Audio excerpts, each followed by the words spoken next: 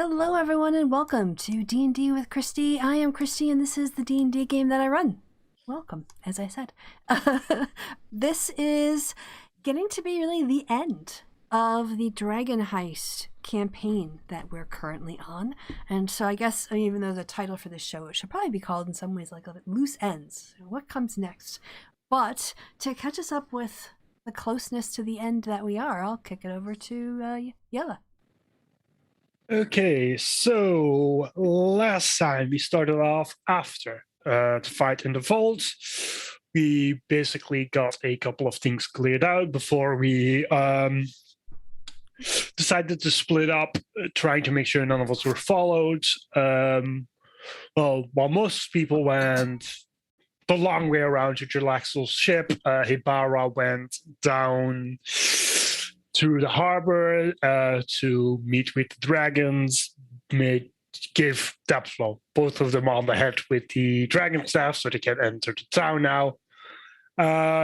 After which she also went to the ship where we had a long rest, so we all leveled up.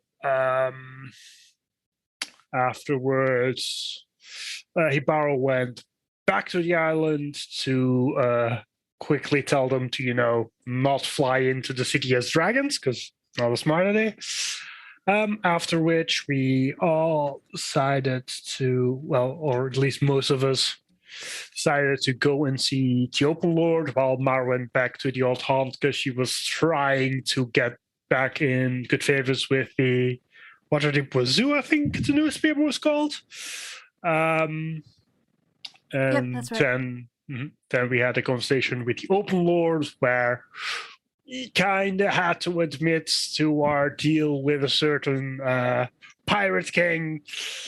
And she isn't happy about it, which, makes sense. But she decided to invite us along with Jarlaxle to a party. Probably isn't the correct word, but a meeting to discuss what's going to happen next. And then we left from that. I think most of the party afterwards was just gonna go back to the Old Haunt, but Clue has another stop he wants to make.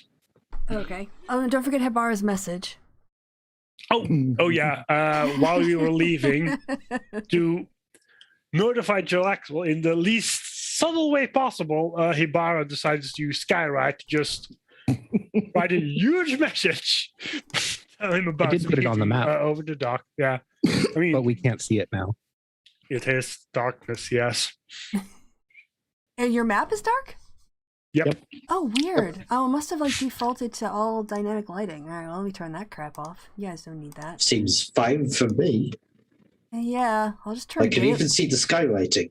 Yeah, is that better? Yeah, we used to, and then things went black. Mm-hmm. We don't question it when things We're go not black. allowed to play D&D anymore. The game's tired of us. Oh no, All right. Clue's experiencing blindness again. Oh no, not again. Yeah, it's definitely black. Things are in my way. Regulus, what do you want? All I right. can't see shit. Everything's dark. That should be. Yeah, I don't know why it's being dark for y'all. There shouldn't be dynamic lighting on this page at all. But anyway, all right. So is everyone? Can everyone see now? No. Nope.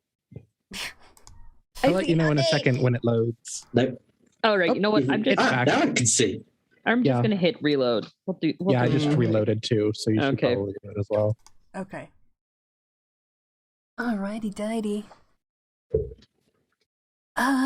Yes. So, Mara split off and headed over to the tavern earlier and Mhm. spent sort of you were there an hour and a half or something before? Yeah. Took a shower. Got cleaned up. Basically, is Gorko. now. Yeah, said hello to Gorko. Basically decided that she was gonna wear a really one of the things she had stolen from Delvar's mom the last time.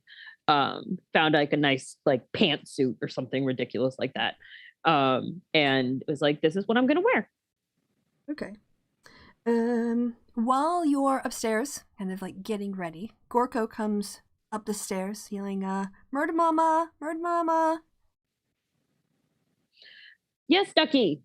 Jarvis says that there's a paper bird downstairs and it concerns you. Okay. So Mara, having finished, comes down and goes, "This is either going to be really good or really bad. We'll find out." Yes, we will. Right, you head down the stairs, and Jarvis is in their usual place, stood behind the bar. And just always, kind of like, they like to do their paperwork out in the place where people are customers. They like to kind of keep an eye on kind of what's happening in the front of the store. So when you come down, there's some people at one end of the bar, and they motion you to the other one closer, like to the cash register and the way to the kitchen. Mm-hmm. And said, lean in and say, yes, I just received a note, Mara, from Omendron. The note says that he's writing this paper bird while the city guard are waiting for him, because he's being escorted after this letter to the castle, the palace of Waterdeep, at the immediate summons of the Open Lord in connection with the actions of one of his guild members' party to be your PN2C. And he is going to the meeting, and then he is coming straight here to talk to all of you, and says you are, be in the tavern for his arrival. Okay. So why would I not be in the tavern? I mean, I think he just wants to make sure when he arrives, immediately after he arrives, you're all here to talk, by the sounds of it, because he's kind of getting arrested. Sounds like, no, or not again. at least, it doesn't sound like the summons from the Open Lord is voluntary. It's a okay. obligation. I guess I should be here. I mean, I have my meeting here. Okay. I don't see why I wouldn't be here, but that's it. If you see any of the other members of the party, can you make sure to tell them if I'm not here in the front of the bar and they come and see you, make sure that they stay. Of course. Excellent. Of course. All right. It's not often you get a message from Omendron like that. So, all right. Keep your eyes open in case he walks in. Will do. By the way, you hang about, and at you wanted 12 o'clock was the time. Yes, for the 12 meeting, o'clock right? was the time. Yes. Yes. At 12 o'clock, the bar doors, the tavern doors, swing open. And you turn, you see a barely pubescent young boy with spots who comes over. A human boy with dark hair, dark eyes, and his voice is just starting to crack. And he's like, I'm looking for Mara. Today just can't get any better. Is it a bones day? What's happening here? Is it a no bones day? Sorry, wrong day. The real question is, who is taller, this child or Perry? Barely this child. Oh, Lord. He's just hitting his Okay. cliff first. So Mara looks at him and just goes, "I'm Mara." This message is for you. And sort of with a crackling voice, hands over a piece of paper.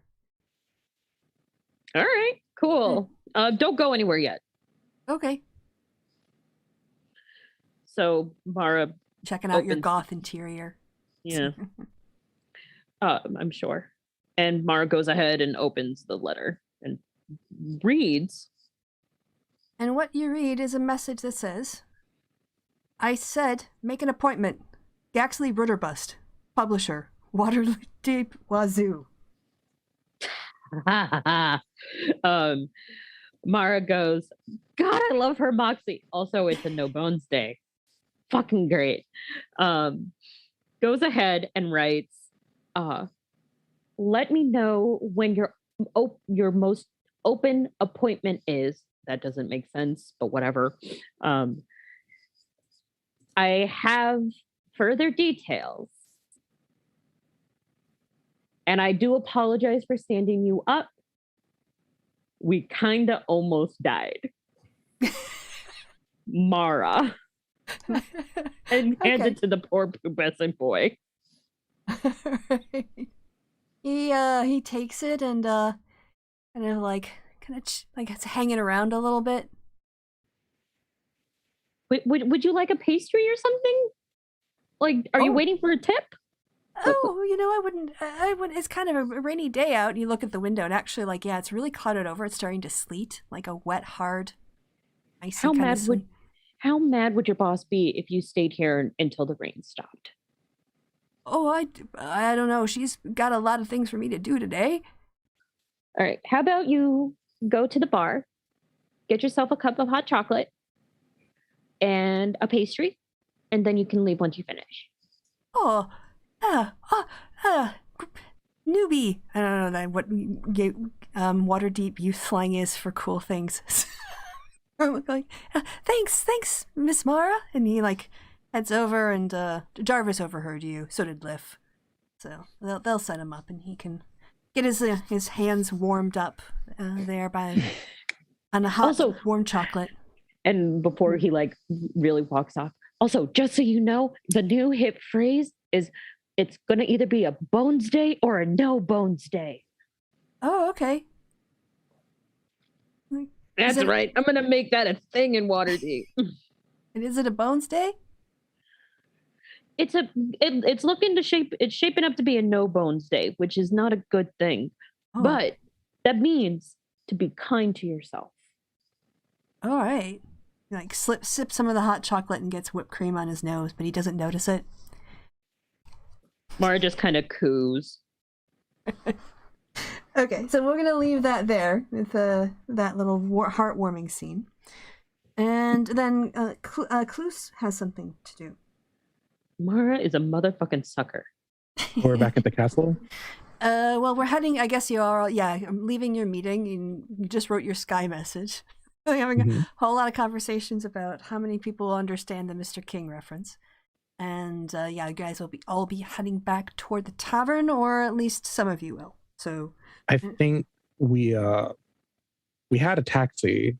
yes, you did Didn't hire a we? taxi for 4 copper pieces to get you back to the thing. Yep. But it sounds like Clue wanted to go. Are you taking everybody over to the yawning portal, or wherever you're headed?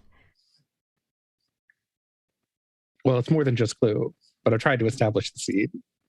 Yes. I mean, No, yeah, y'all were in the castle. You came out. You hired for 4 copper pieces. This carriage, by the way, is it's not as plush as your hotel one or your own one. It's barely cushions on it. There's a lot of gaps and drafts coming through. So, not quite the experience you've become accustomed to. it gets you places. Yeah, that it does. So you're all bumbling along there in your carriage. Wait. Okay. That's weird. Okay. Mhm. So as Perry is climbing up into the carriage, Hibara is grabbing him by the collar and pulling him out like a cat. And she says to everyone, I need Perry to come with me to go do this thing. We'll meet y'all back at the haunt, okay? Is this a thing we should know about? Nah, it's fine. Is this a thing we should know about? I actually don't know. Barry, I trust you that nothing's going to catch fire. Otherwise, it's your problem. Indeed. It'd be like Good to blink know. twice. Blink twice if you need help. All right, so what I'm going to do is, because I'm going to do first come, first served, since Clue put in his request first, we're going to follow Clue, and then we'll come to Perry and Hibara. The team up we're all looking forward to, always. So, the clouds are now, you can see they're starting to gather, and the light sleet that is going to turn into the heavy sleet in Mara's story is just starting to kind of come down. And it's a very clouded, very overcast day, getting very chilly, and the wind is coming up. In fact, it's so windy. I was about to ask. Yes, it's now getting so windy as the wind whips through the streets of Waterdeep that you all are going to have disadvantage on perception checks because of the noise, especially That on is anything very windy. involving Oh with no, hearing. my passive perception is only 19 now. So it is I getting also to point be out that that Skywrite only lasts as long as a gentle breeze. So there was plenty of time for it to be seen. Yeah, in the yeah. harbor, but yes, That's why I asked. So the clouds were coming up as you, Yeah. So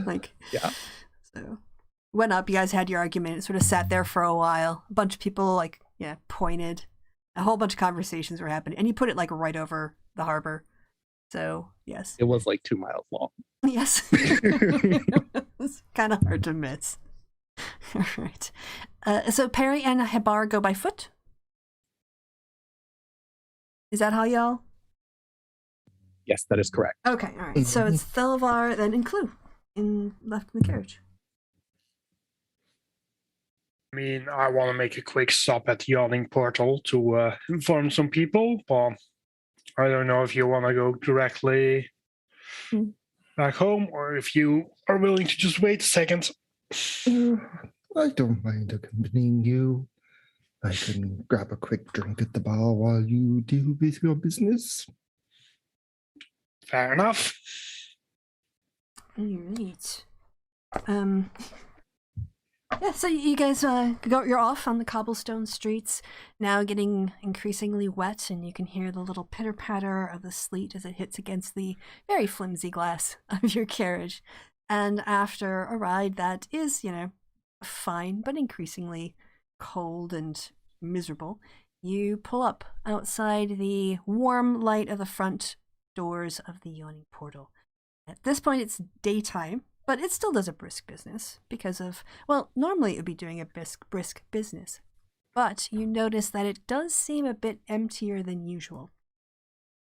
And the sign about the entrance to Undermountain being currently closed until the exterminators arrive. It's still. Is that what we're calling them? Yeah, and then there's someone handing vampires suck and things like that. So, or graffiti down the other side of it. But as a consequence, it's a bit more subdued atmosphere because there aren't people gearing up to go down into the portal. But it otherwise it's the same yawning portal, just a little quieter than usual. Behind the bar, Durndon is there. Seems to be having a conversation with his staff, and as you look around, you can't see Yagra immediately. But then again, it's not really her time of day to be down here and work in the dupes. He's just gonna give a quick nod to Durden as he goes upstairs to check if Devil is there.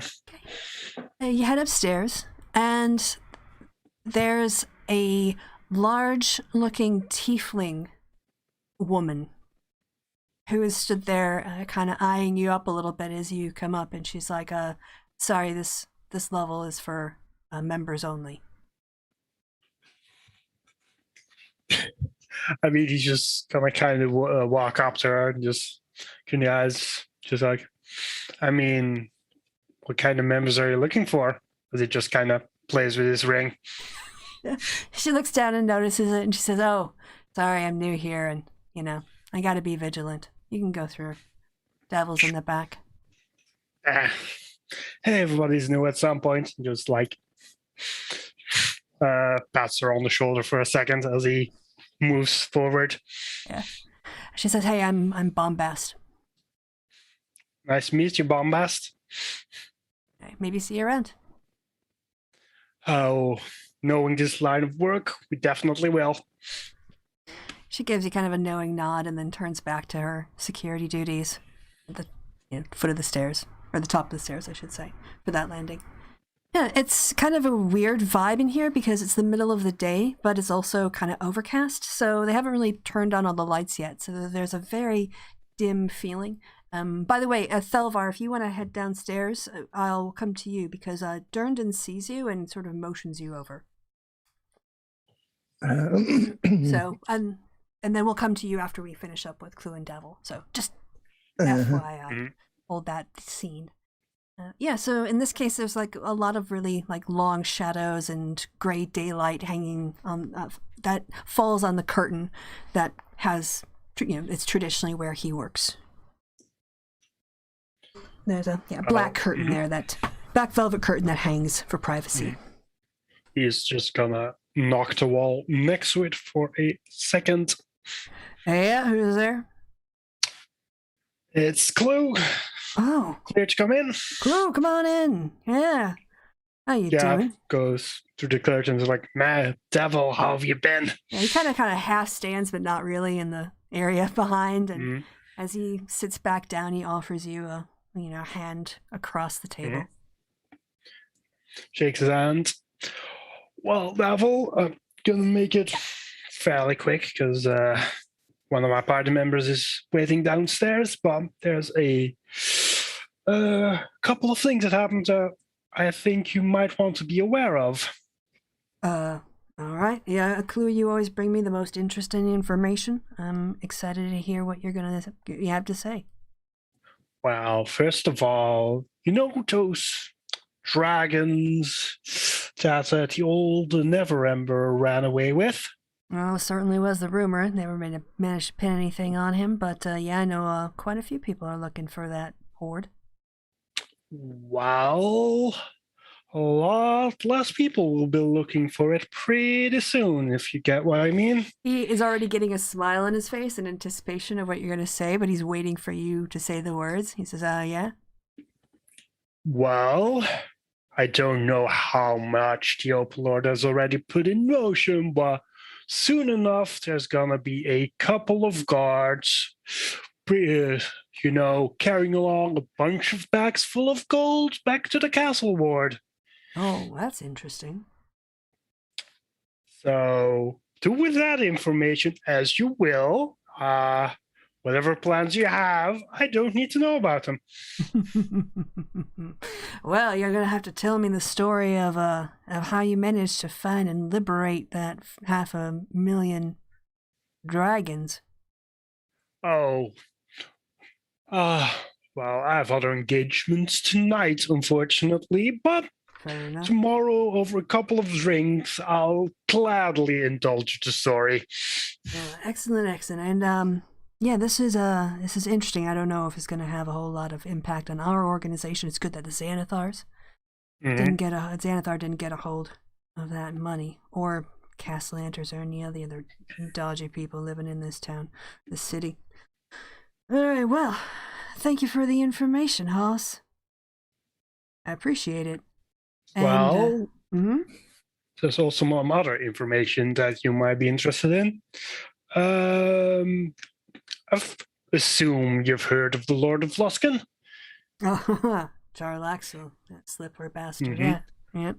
Well, through some incidents, it's very likely that pretty soon he'll get his wish of Luskan entering the Lord's Alliance. His eyebrows lift? Actually,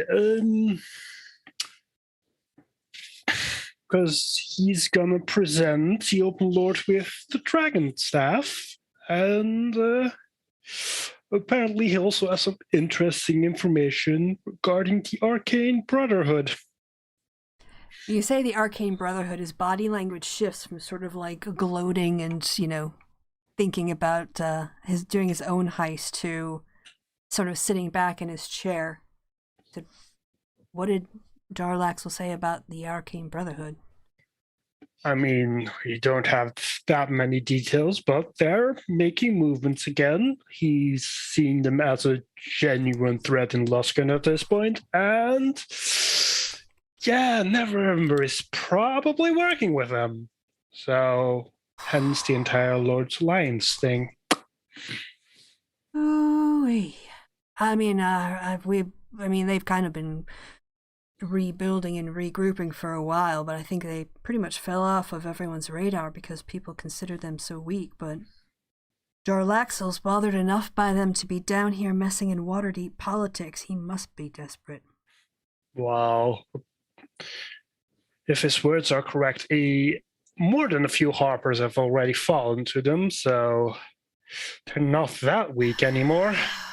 Well, if I'm honest, we've had a couple of fallen brethren trying to enter the Arcane Brotherhood too. I mean, it's good to have information everywhere, but their screening process, I tell you. I lost too many good comrades trying to get a little glimpse inside of what's going on in the tower there in Luskan. Yeah, it's real bad news. I mean, compared to them, Xanathar is entirely fucking reasonable. Well, at least, yeah, the Xanathar, in some ways, yeah, he's paranoid, but he just wants to hold on to a little piece of power. Arcane Brotherhood, they want to run everything. Mm-hmm. Well. All right, well, that's good to know. I mean, well, I'll make sure I put some more resources into our Luskan connections information, find out what's going on. Yeah, well, hopefully, if anything needs to happen in Luskan, we have friends there now, so... Well, you know, I don't know if I ever called Jarlaxle an ally, but you'd much rather have him been able to call him on for a favor than to have him as an enemy. Well, he's a man who works in his own interests, but they align with ours right now. Well, can't judge people for working in their own interests a little bit, can we? No, we definitely cannot. All right, well, look, Clue, you've really been coming through a lot of initiative as well. A lot of self-directed kind of stuff, not waiting around taking orders. And I want to reward that kind of initiative. I want to reward that kind of spirit of adventure and stepping up. It really is the essence of what the Doom Raiders are all about. And so I'm going to promote you. I'm going to promote you within the ranks. And he pulls out a box now. You think that maybe all of these badges are like made by the same person somewhere, because they all have like the same wooden polished box, the same velvety inlay, and the same kind of metalwork and things. They're like, it's all, like controlled by some sort of monopoly. Yeah, it's a guild. It's a guild job, so yes. Anyway, he gives you basically like an insignia that indicates. Oh, you said your rank is 4 now. It was 4 currently. Yeah. Oh, it was 4. Okay, so yeah, you're gonna go into rank 5, and that means a promotion of some sort within the factions. So you get actually like I'll have to figure out what it is, cool stuff that you get. But at 5, you like hit a new faction rank, like gone up. But we'll sort that for the next session. Because I gotta get into the lore and stuff and figure out what you're gonna get. Yes. Yeah, he says, keep up the good work. That's all I have to say. Keep bringing us good people. Keep bringing us good information. Keep bringing us good contacts. Will do. Well, it was always a pleasure to see you, Clue. Same. Like the new bodyguard, by the way. Ah, Bombast. Yeah. She's a transfer from a different area. I can't really say too much about it, but yeah, she's new. She's gonna be hanging around. She's learning the ropes. She's comes with a good reputation, vouched for. So, yeah, hopefully we can, maybe you can take her out, test her out, tell me what you think of her. I mean, I'm gonna refrain making a couple of jokes there, but I would be happy to work with her. As a member of the crew, see how she does in the battlefields, see how she handles her weapons. Now, Jolly's been really reliable. He's been good so far, so yeah, you seem to have an eye for talent and nurturing it. As I said, you can use, Oh, you flatter me. Actually, I think being able to call in retainers is one of the things you get at your ranks, so. Didn't mean to set up that narrative, but you might just have a captain of your own guard. Squad, yeah. Yes. Well, I should look into castle security for no particular reason. Well, it's always important to keep an eye on what the city does. No, isn't it?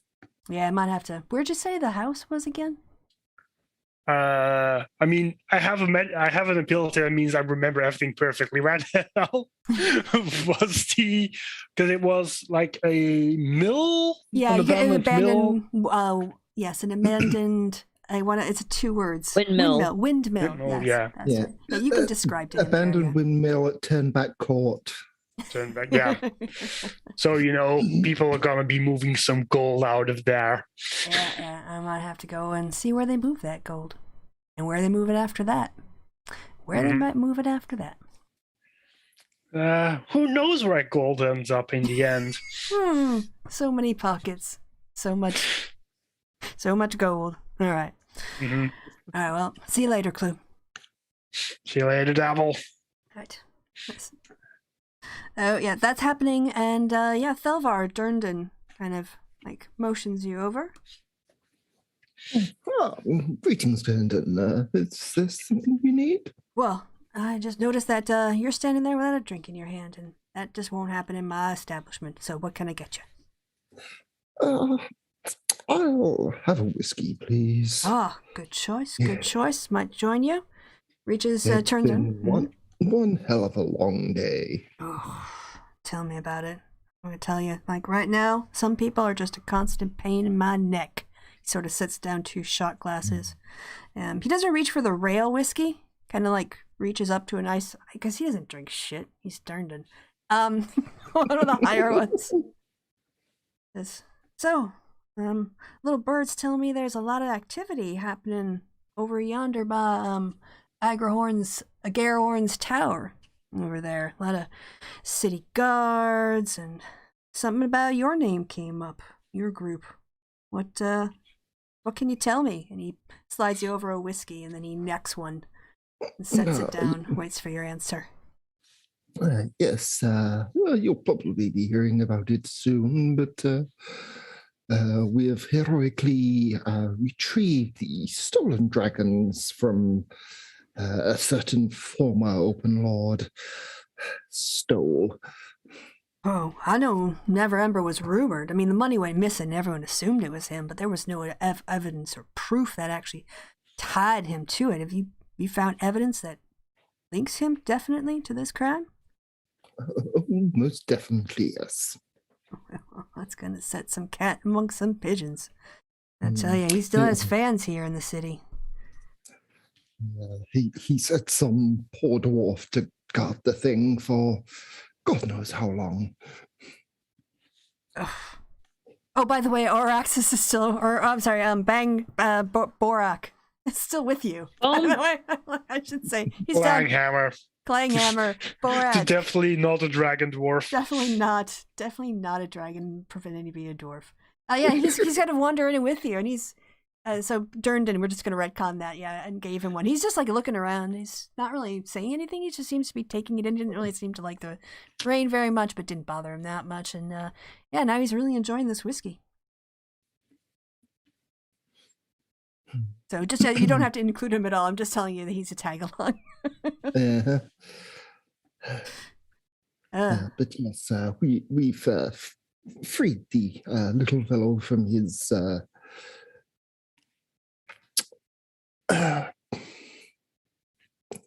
bond to protect the dragons. You know how dwarves can be. He pipes up and says, "You know what was the worst part of spending all that time down there?" What was that? Well, you wouldn't think it. But after a while, the farts do accumulate. Oh, yes, I can imagine. Really should have put in a fan or something. Some way to circulate the air. Indeed. 3 years in the same air. Not right.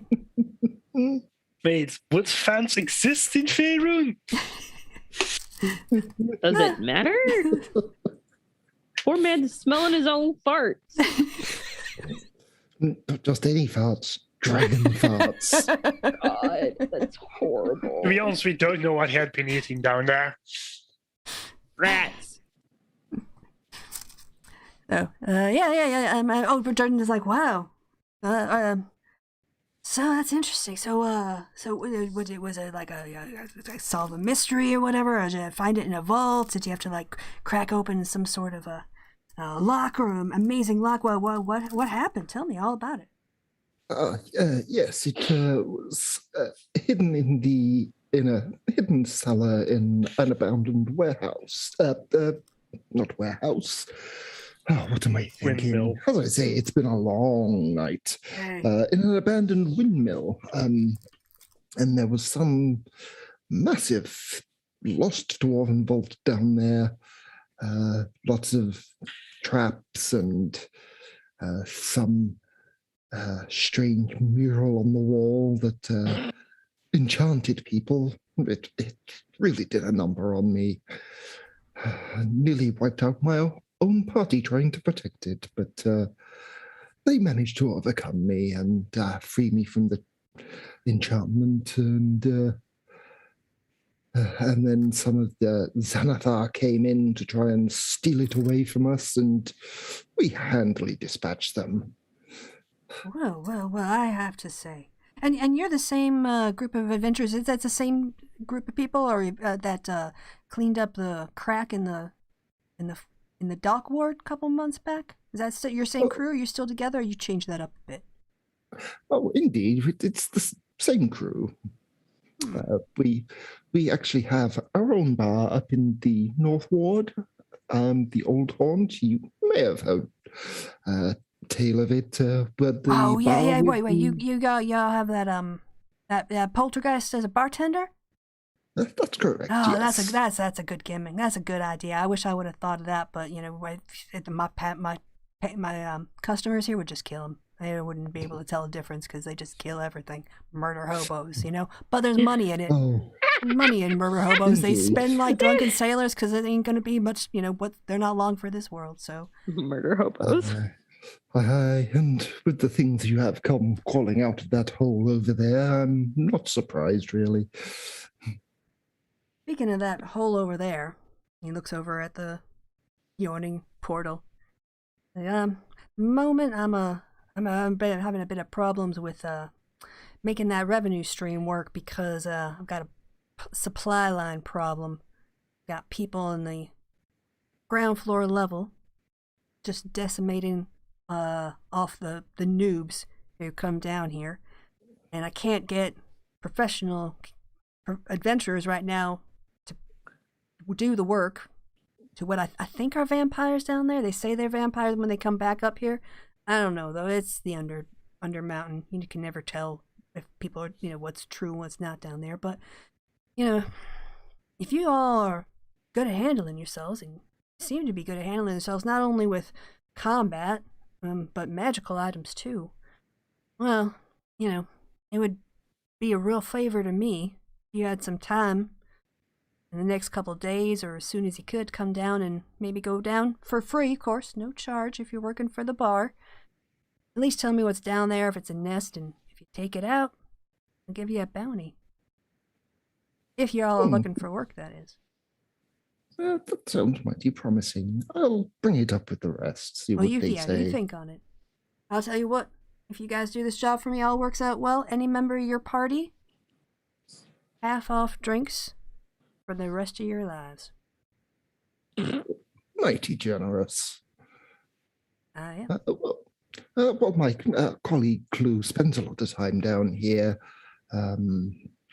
He has some associates that work out of the upper floor. Oh, right. Devil and his gang. Yeah. That's no problem.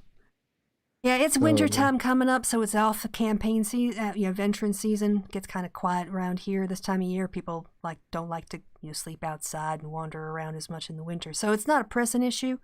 Definitely by next spring, I need to have it taken care of. But there's always the people who doesn't have anything better to do on a winter night. They decide to go down in the Undermountain. So, but yeah, they're not my main supply. But yeah, anything you could do would be great. And I'm always here, unless I'm not. Indeed, it's a good offer, and I'm sure my friends would very much consider it. So you'll be hearing from us soon. Well, appreciate it. All right, well, here, he pours you both 2 more whiskeys. These are on the house. Call it an enticement, call it a bribe, call it whatever you want. But you all sound like you needed it after the day you had, and hopefully we can come to an arrangement here in the near future. Oh, indeed. Much appreciated. bottoms up. Yeah, to you and your health. Knocks one back.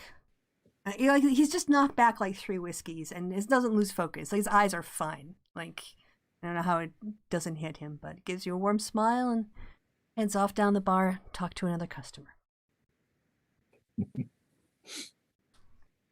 So, yep, you all do that, your business. And Clue, when you come downstairs, the 3 of you, well, I mean, Barrock doesn't want to leave.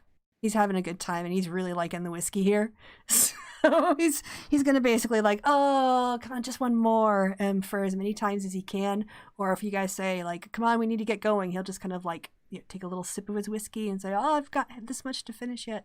But eventually you get him out of the bar and you are able to hire another carriage. This one a little bit nicer. It's going to be 6 coppers as opposed to 4, but it's really starting to sleet and come down now. And so it's worth the extra 2 coppers to have less draft and wet dripping down on you from the ceiling. All right, and then you guys go off into the gloom now as it's getting later in the day. Okay, so Hibara and Perry. Okay, which castle were we at? Were we at this? You were down in the south. One, yes. Or was it this one? Nope. You were right the first time. It's the Palace of Waterdeep down there. Yeah. Okay, good. All right. We can't see them, or at least I can. Yeah, it's kind of stupid that y'all can't like. Why can't? Can I just? There's no reason. Now you can see it. Yeah. Oh, there we go. I wonder if I could just like do this. How's that for life? Oh. Okay. It's not like this shit is secret or whatever. Now I'm curious what the Hawk Man is. Oh, those are the statues in Waterdeep. Right? The moving statues. So I'll just like do everything really. I don't see why you guys can't have locations. Okay. Especially now the adventure is over. So Also, Clue lived in the city his entire life. He would know where places are. Exactly. So I'm just gonna like mass highlight in blocks. If I miss something, I guess you guys wouldn't know, so it's fine. No, I seem to have gotten everything now. It's not letting me pull anything else on a different layer, so I must have everything that's important. All right. So you should be able to see like a lot of the city's other features now, like the Font of Knowledge, the Halls of Justice, the Great Drunkard. That's another statue. So. Yep. Waterdeep full map unlocked. Okay. So as the carriage taking Clue and Thelvar goes away, Hibara puts Harry down, him on the shoulder, and then just starts walking. Which I guess kind of is behind the carriage in the same direction. Yeah, probably. Well, I don't know where you're going. Yeah, so Perry's going to have to verbally confirm whether or not Perry's following or not. Or Sib.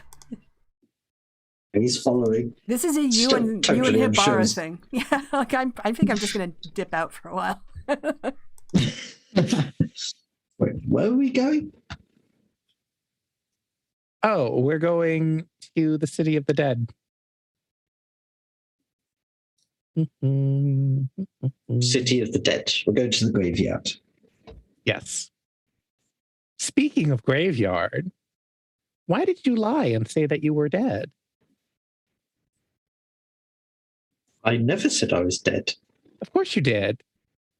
When? You said you were a ghost. That stripper guy and fish guy killed you. Who? What? Yes, remember? And she stopped. Back with this exercise at the team building, we were supposed to put on a play about either our greatest accomplishment or how our group came together.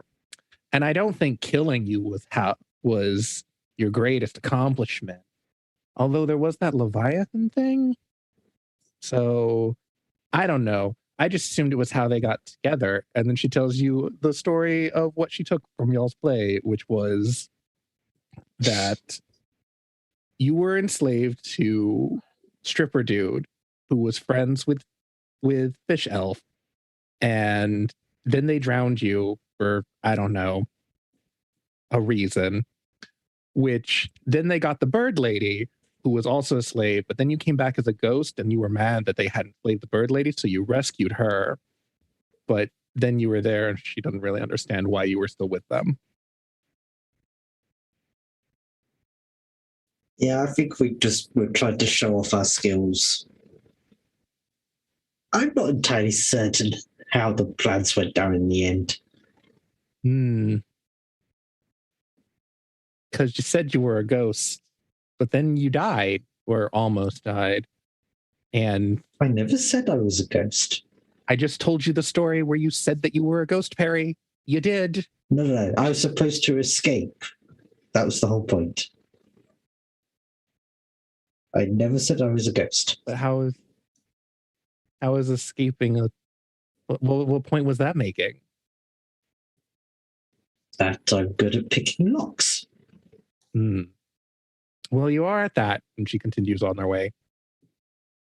And eventually... Okay, can I just... Sorry, I'm sorry to interrupt, but I have to. That thing was a New Year's one-shot, right?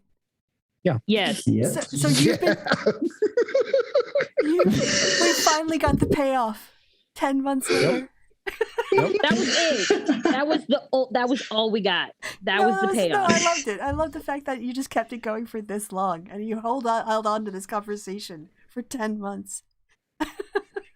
Yep.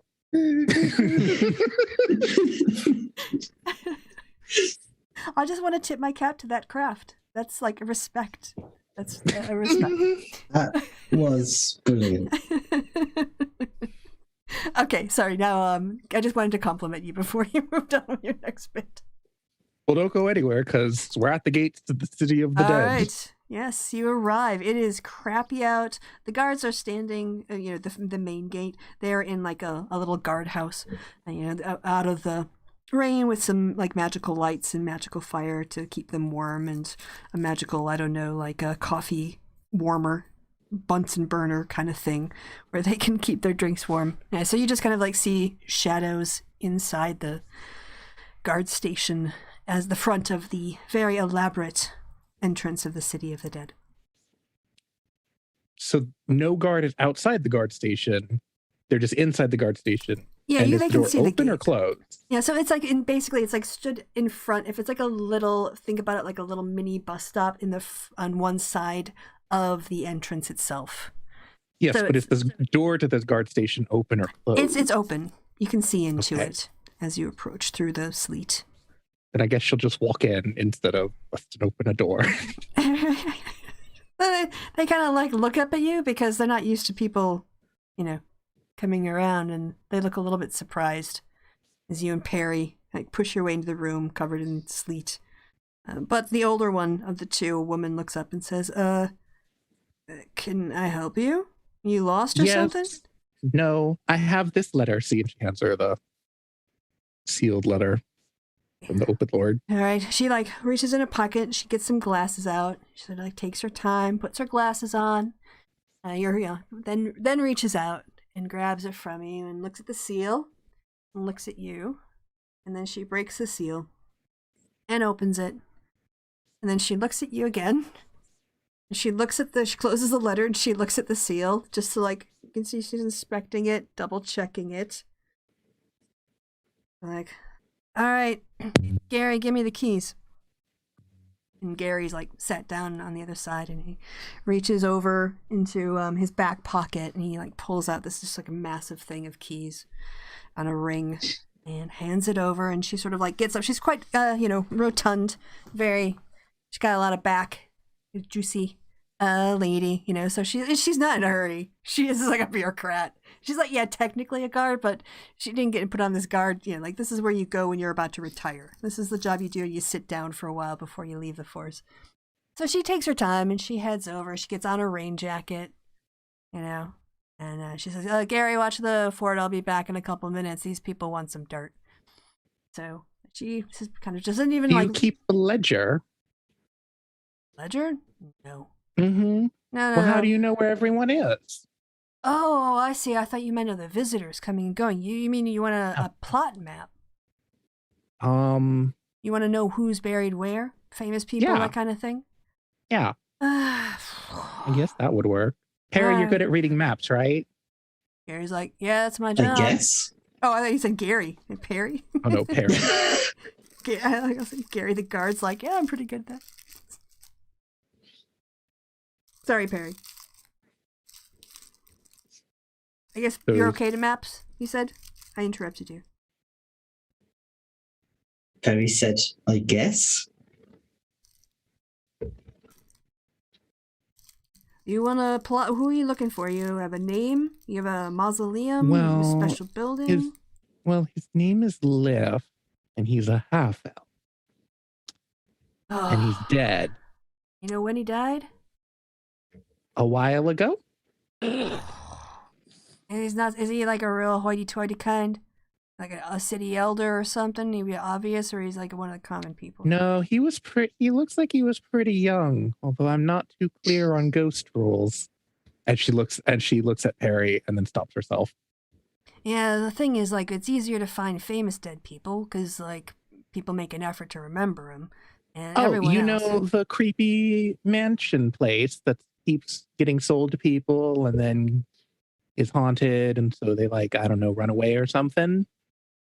That sounds like a lot up of in places. the North Ward. It's now a fancy bar. Well, look, I have a register of everyone who's ever been buried here, but it's in only order it's in is when they died. Unless you have a date of deceasement, you could start at the beginning. I mean, we're at 1472, so couldn't take you more than a couple hundred years. You're an elf. I mean, yeah, sorry, we just don't have we've got a book. It's inside the City of the Dead. I can let you in and get to the archivist or the keeper of records who maintains that, but you're gonna have to look it up yourself. Sorry, unless you have a way of getting the information of precisely where the plot is. He said it's ghost. Hmm? Have you asked him? Well, it's not a surprise if you ask someone. Oh, you want to surprise him with some dirt. Like I said, take it. I don't know. You're welcome to come and look through and do the research on your own, but we don't have them. We only have them by the year, and then especially with common folk, their name goes down in the register in the order that they showed up at the gates for their service. And you don't have like an elf wing? No. Over in the years and stuff, they kept changing. I mean, we've got people at this point piled on top of each other. The city's so, old. We have to dig people out, dig further down, and stack people on top of them. There's probably 7 or 8 people he's on top of. It might be someone new on top of him at this point. There's only so much space. Why don't you just burn people? Yeah, people got attached to that kind of stuff. I don't know. I'll be burned. That's fine with me. But something about places of remembrance. Sorry, I can't be more help. No, I guess we can just look ourselves for a bit. It's fine. Okay. All right. Well, I got to keep this gate closed now because it's getting dark and we don't want to let any more entrance in. But Gary and I'll be sat there for until the night shift people come and take over. So just bang on the gate. We'll hear you. Okay. Come on, Perry. Perry follows along. All right, well, yeah, she lets you in. She's kind of softened up now. She's like kind of intrigued by your request. She's not gonna be any more helpful though. She's not gonna look anything up for you, but she's at least not being dismissive. And she opens the gate, kind of gives it a big grunt as she pushes it because it's really heavy, and it creaks a lot as the gates swing. As one of the gates swings open enough for the two of you to pass. And when you walk through, she pulls on it, thunk, like a real clunking metallic sound. And it's actually more like a magical lock that she has. I mean, it looks like a key, but what she does is she kind of passes it over the front of the gate, and you can hear a mechanism go off. So you're now in the City of the Dead. I don't think going to this archivist would be very good, Perry. Seems like it would take longer than necessary.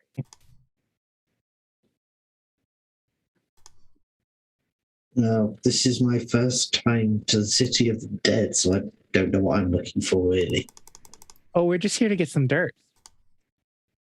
I guess it's a good thing Any you kind dirt of or almost particular? died. Well, Do we have I to talk mean- about Fel'rekt killing me again? well, I wanted to find Lift's dirt because that would be better. But given how everyone's all mixed up in here, it's probably just nowhere. I don't think he was especially fancy. But if we can just find... Do you know Elven?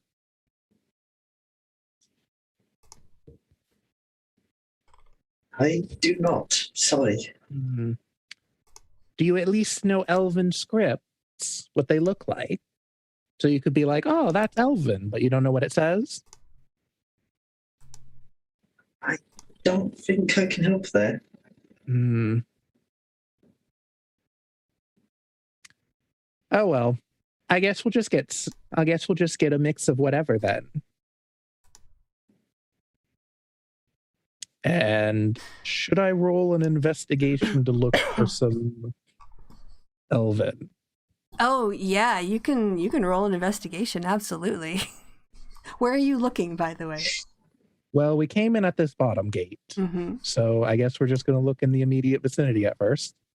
All right, so first, before you roll me your investigation, don't worry, you can redo that. First, roll me a D10.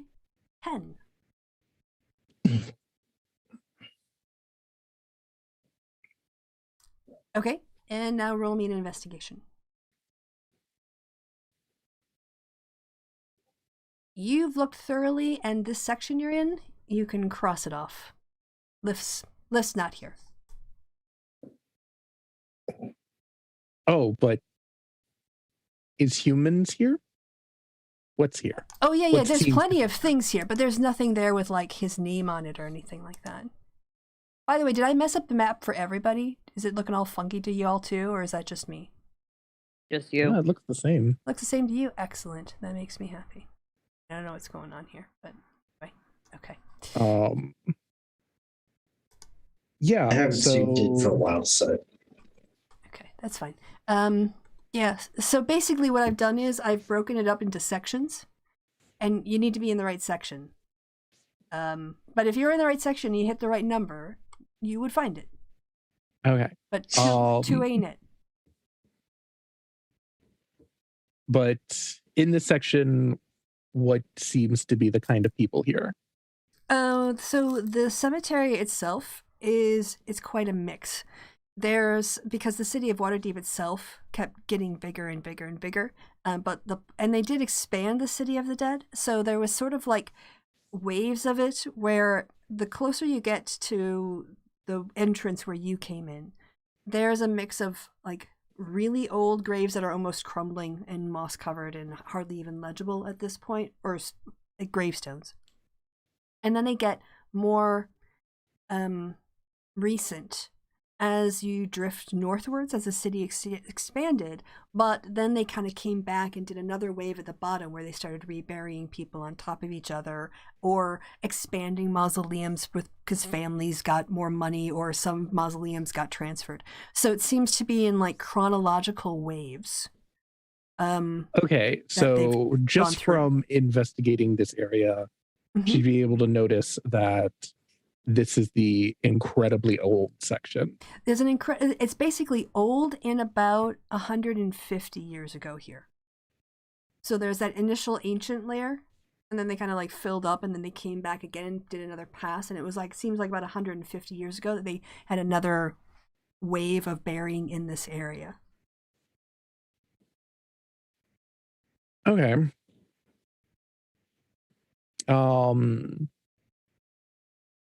But no discernible human or elven. There's mostly names, and there's usually it's in common, or there is Elvish script. There's some Dwarvish script. There's everything in here. There's a lot of like Waterdeep's pretty international, cosmopolitan. Then she'll take a couple handfuls of some human dirt and some elven dirt. Okay. All right. And she'll turn to Perry and say, if you would you mind looking? You can roll an see intelligence. If you could possibly find Lift. Okay. One of you can roll an intelligence for me.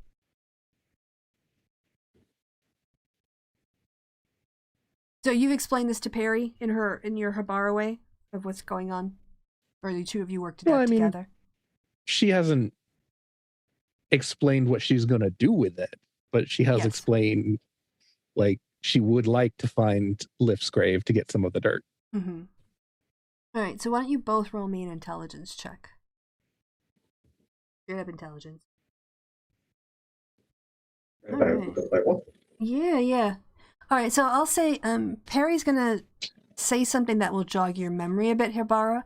But when you were being told the lore of Lif when you first arrived at the party, what you remember about it is that he owned the tavern, and then it lay, and then it went out of business, and things were really bad in Waterdeep. He died. The business stayed empty, and then someone else tried to make a business out of it, 10 or 15 years ago. So based on that, Lif must have died probably within the last 50 years.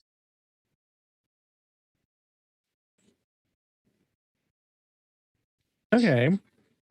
Then should probably look in this corner then. Okay. Yeah, you guys can both work together and use advantage if you want to do your investigation roll. Perry, she brought you because you're investigative. So you roll with the advantage. Okay. Advantage. Investigation. So with the 16, do you speak Elvish? No. Okay. We have established that. Hibara does, right? Yes. So, it's it takes a little bit longer than if one of you would have just if Hibara was better at investigation or Perry was better at Elvish. So I'm going to say it's more than the amount of time it takes you. It takes you about 2 hours. So this time it's getting to be on 3, 4 o'clock or something. But you come across something that you're not entirely sure it was Lif, but it does mention a tavern and it mentions the North Ward. And it's in the right time frame, but unfortunately it's facing a way where it gets a lot of rain damage, and it wasn't that expensive a marker anyway. Oh, whoever buried Lif deserves to be shot.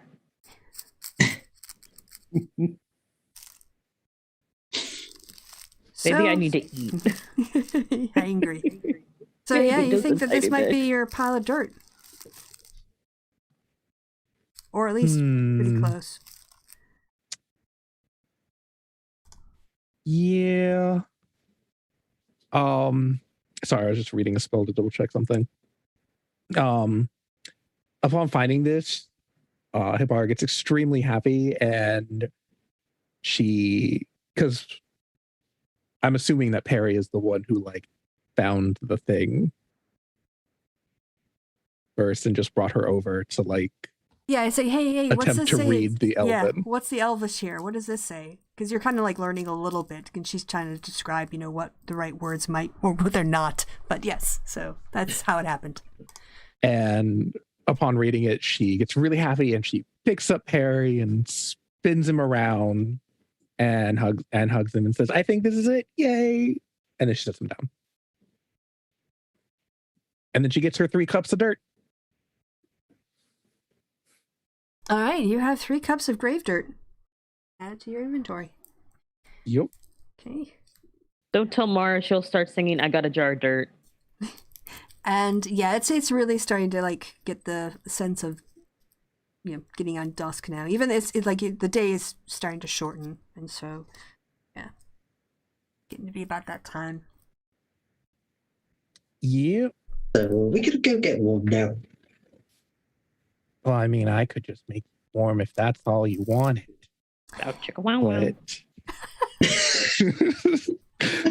But yeah, we should probably get out. We should probably get out of the rain and stuff. So let's go back to the haunt. And hopefully others haven't found a way to get into trouble. What is making that noise?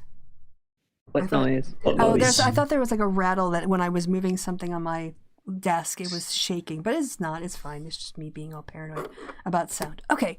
All right. Yeah, you guys can have a. Are you gonna get a carriage back? You gonna splash out for a carriage, or are you just gonna like turn into a turtle, or something waterproof and take Perry back? Oh no, she just.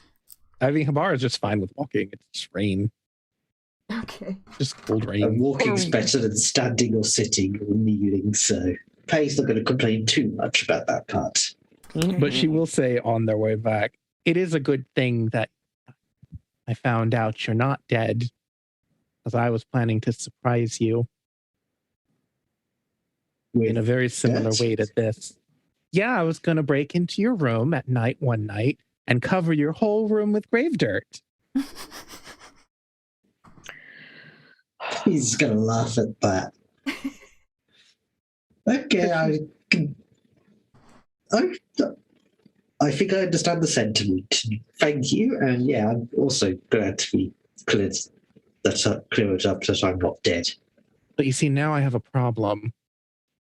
And she gets very serious looking and looks at you. Now I don't know what to get for you. Dear God. Run, Perry, run.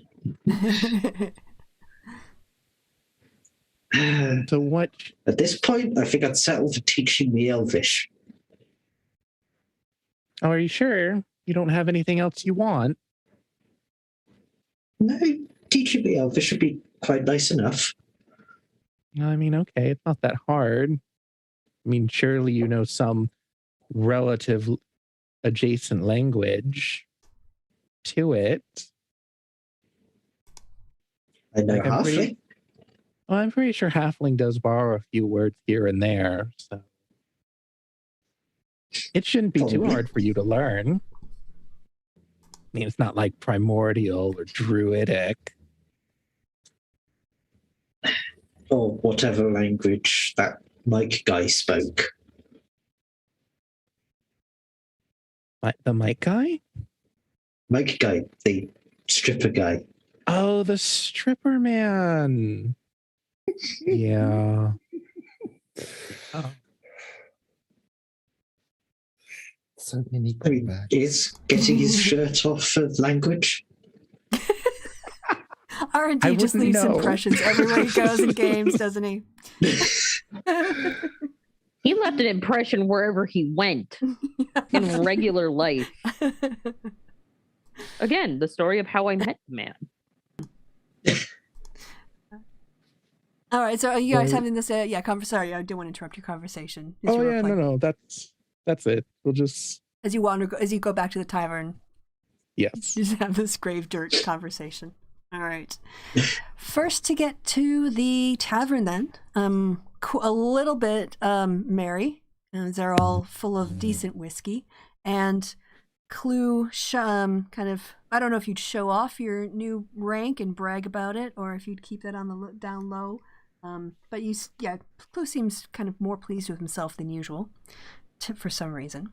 Mara would laugh at him. When they get back. And yes, when you get back, Jarvis informs you that everyone is waiting on the arrival of Omendron, who was taken at the with an escort, a city guard escort, a watch escort, to the palace of the Open Lord because of something y'all did. And Jarvis doesn't like Mara hasn't said anything, and Jarvis is also like, I'm on a need to know basis. I'm not asking questions. When I need to know things, I will. So yes, Jarvis updates you on that as he calls you over into the bar area when you arrive. He told me not to say Mara. Mara looks at him and just is like, if you're expecting me to do something, you told me that you were gonna let everybody know, and yeah. I only had to do something if you weren't here. You're here. Yeah, fair enough. Would you like something else to drink, Miss Mara? No, I'm good. Mara was like, I was drinking something? Yeah, well, we probably had coffee or something. Probably, who knows? All right, and then last to arrive, wetter than anyone else, are Hibara and Perry as they come through the door. And Hibara is suspiciously shielding one of her bags. Also, is the fireplace on? Yes, it is. Yes, it is. Yep, Okay. yep. There's a fireplace. It's definitely going. The Bob started earlier today because it is a cold, gross day. Bad day. Yeah. Then Ugh. she just goes through. Oh wait! First, she peels off and goes to the kitchen, deposits berries, and then goes Okay. sketchily up the stairs. All right. By the way, as you're heading up the stairs, the doors of the tavern swing open again.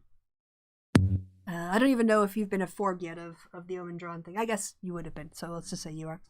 But Well, Perry would have. Yeah, Hibara would have just ignored it. Yeah. There's a Fel'rekt who walks in. And he has got something, looks like some sort of box that he's carrying. He looks around the bar and says, or the tavern and says, hey everyone, I've got a gift from Mr. King. Is it a gun? He smiles at you, he's like, we should talk in private. Fair enough. He's looking around, looking for Hibara, who's disappeared upstairs, and Can Mara notice? Should I write roll perception, or should Yeah, Can Mara notice this? what are you trying to? Well, no. Mara just sees that he's looking for her, and Mara Oh, just yeah. wanted to say, "Oh, she fucked off upstairs." Oh, well, I'm supposed to talk to everybody, so. So you want one of us to go get her? Yeah, I can't just go in her room. It's not my house. Not my business. Okay, so Mara flumps upstairs. What's Hibara doing? Hibara is up in the little tower. So she's all the way at the top of the building. She's not in her room, Mara. Oh, fuck. Well, I mean, What? she's above her room. The only way to get into it is through the ladder there. Oh, are you making noise? You want to roll perception, Mara? Sure. I can't see my sheet. There we go. Perception. You hear noises, but you're not entirely sure where they're coming from. There's Rainbow in the corner. Rainbow is in the corner. Rainbow. Wait, can I talk to Rainbow? Wait, Yeah. no, shit. Yeah. Well, Rainbow understands me. Which Might not speaks be able common. to. Oh, right. Rainbow, can you tell me where Hibara fucked off to? Yeah, I could. Will you? What's in it for me? Would you like some juicy flies? I don't know. How about some steak? Huh? Steak. I can get you a steak. Yeah, I piece of wasn't steak. sure. Okay, piece of steak. I wasn't sure what magical spiders eat because Well, normally bugs and stuff, but it's getting to be wintertime, so normally I go over to like a more bovine-based diet to get me through the winter months. Okay, cool. Mm. I'm totally down with How long do that. you normally live? I don't know, I haven't died yet. You're not there. Yep. Fair enough. Also, I went to check on stuff yesterday. Not yesterday, last week, like after our thing, and there was a giant ass spider in my house. Ah! And so we have these things called autumn spiders, and they're the ones that make the really pretty webs. And I was like, you have crossed our compact, so to speak. And I had to catch it, and then I had to release it because I was like, I'm not going to kill you because I don't kill spiders. Yeah, I don't know. But it was if I can get it was away with very much he was a big fucker. But I was just like, you're in the wrong place, dude. I'm pretty sure I know how you got in the house. I'm not happy with this. But yeah. So Rainbow sort of gives a little it seems like pleased as a spider, and then he takes 2 legs on his left side and just points up at the ladder, and of his rainbowy sparkly legs and hairy legs, and points at the ladder. okay. And Mara goes and she's like, also, by the way, I want to say you're super pretty. You look super thank you. pretty today. I want medium rare. Fine. Cool. You might have to remind me later because Right. I am a space cadet. I like your shoes. Don't tell anyone I told you. Okay. Mara looks at her feet. She's like, I'm wearing shoes. They're really good all-weather shoes. I just think they're very practical, but still I go for fashionable. practical. I go for practical. They're also good for kicking in heads. And she winks. I can see the cleaning. They're easy to wash brains off of. I can see the benefit of that. And they still look stylish. This is why I like your boots. Thank you. I won't tell them. I won't tell anybody. And she winks and walks off. Hibara! And she's climbing the ladder. We have an impromptu meeting with Fel'rekt. Can you come downstairs, please? Why am I climbing this? I don't want to die. Why are you climbing that? Where did the disembodied voice of Hibara come from? Above you. Well, in the room above you. Oh, that's great. Well, I needed to get into the room so I could say that you need to come on down. But that was about it. So I wasn't sure where you were. Okay, I'll come down. Okay, I'll come down right now. This can wait for later. And Hibara goes off and tries to clean herself off. And is just I hate ladders. Rainbow gives you a little as you leave. Bless you. You. Steak, medium rare. And she walks off.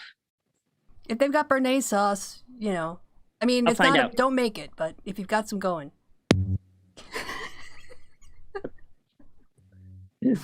Once she's out of earshot of Rainbow, she's like, I have never met a more picky spider. Jeez Louise. But at least they know what they want. All right. So, Hibara, do you join the group? Yes. So comes after Mara just shortly. Yeah, he wants to go in the conference room that you all were in before, but I think that's moved now. Has it? Well, no, it hasn't moved yet because we're going to put the dwarf up, but we can deal with that a little bit later.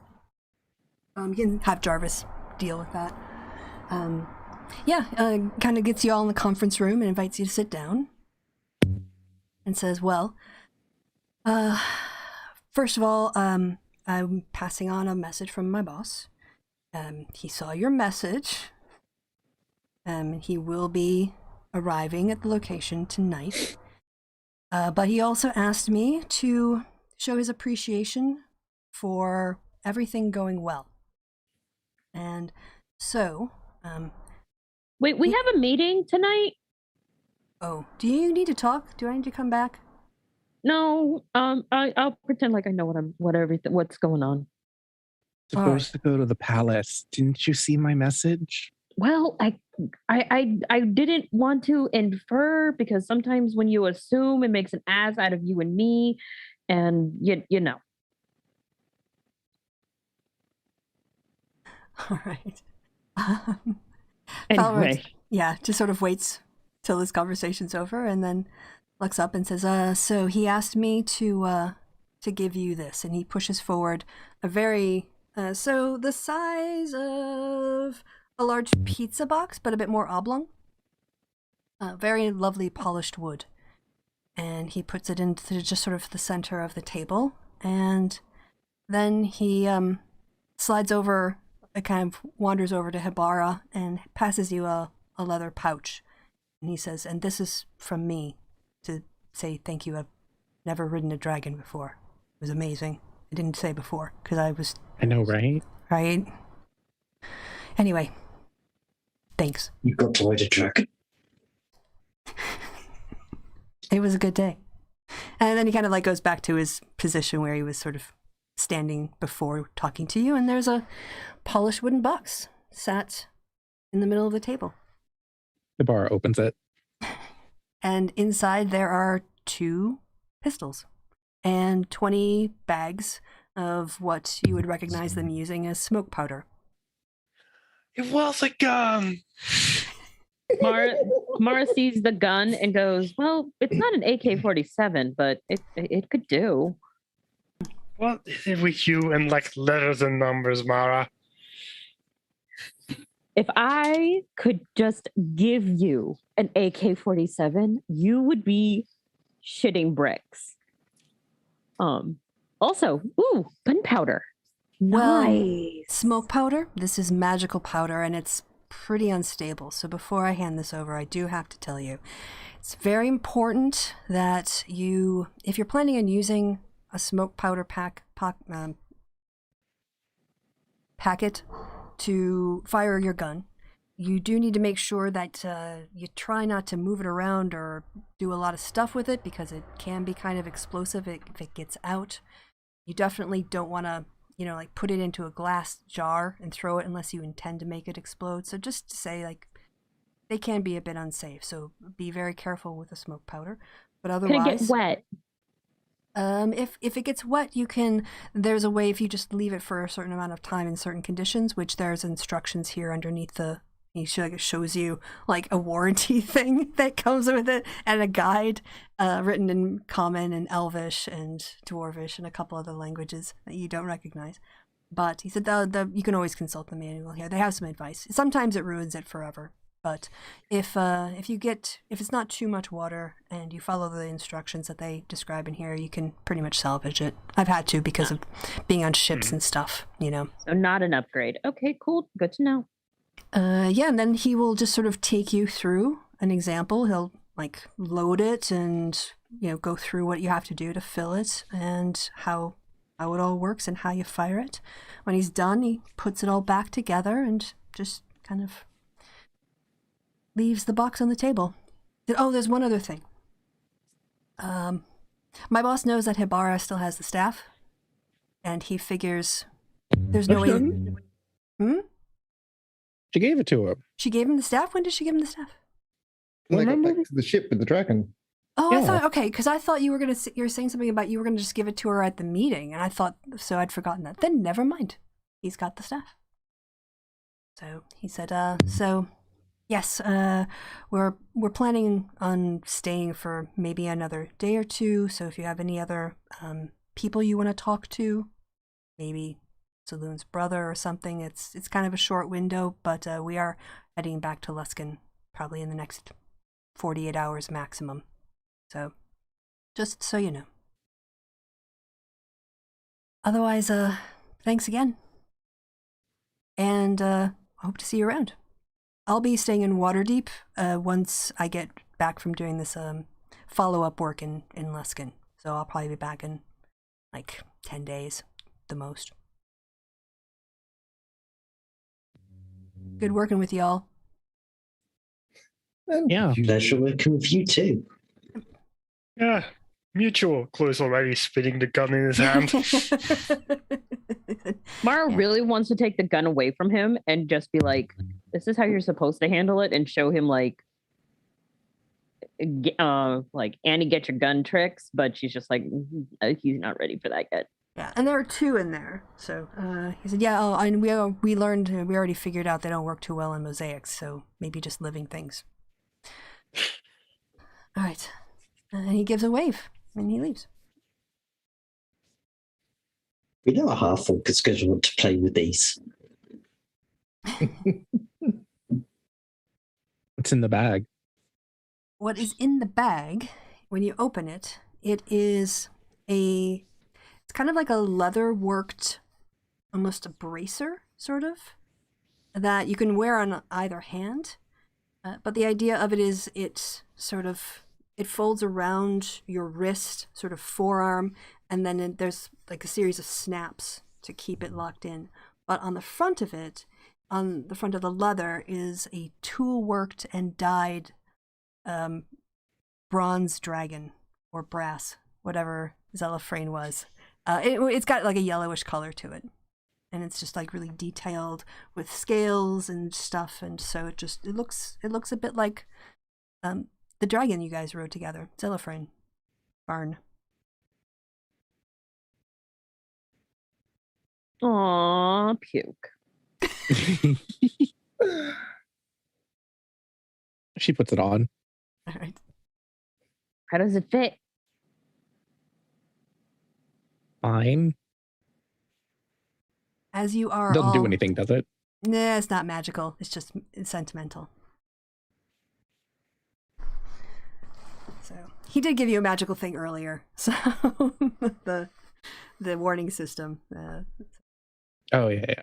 All right. As you are up there, you are looking at the guns. Admiring this sort of leather bracer that you have.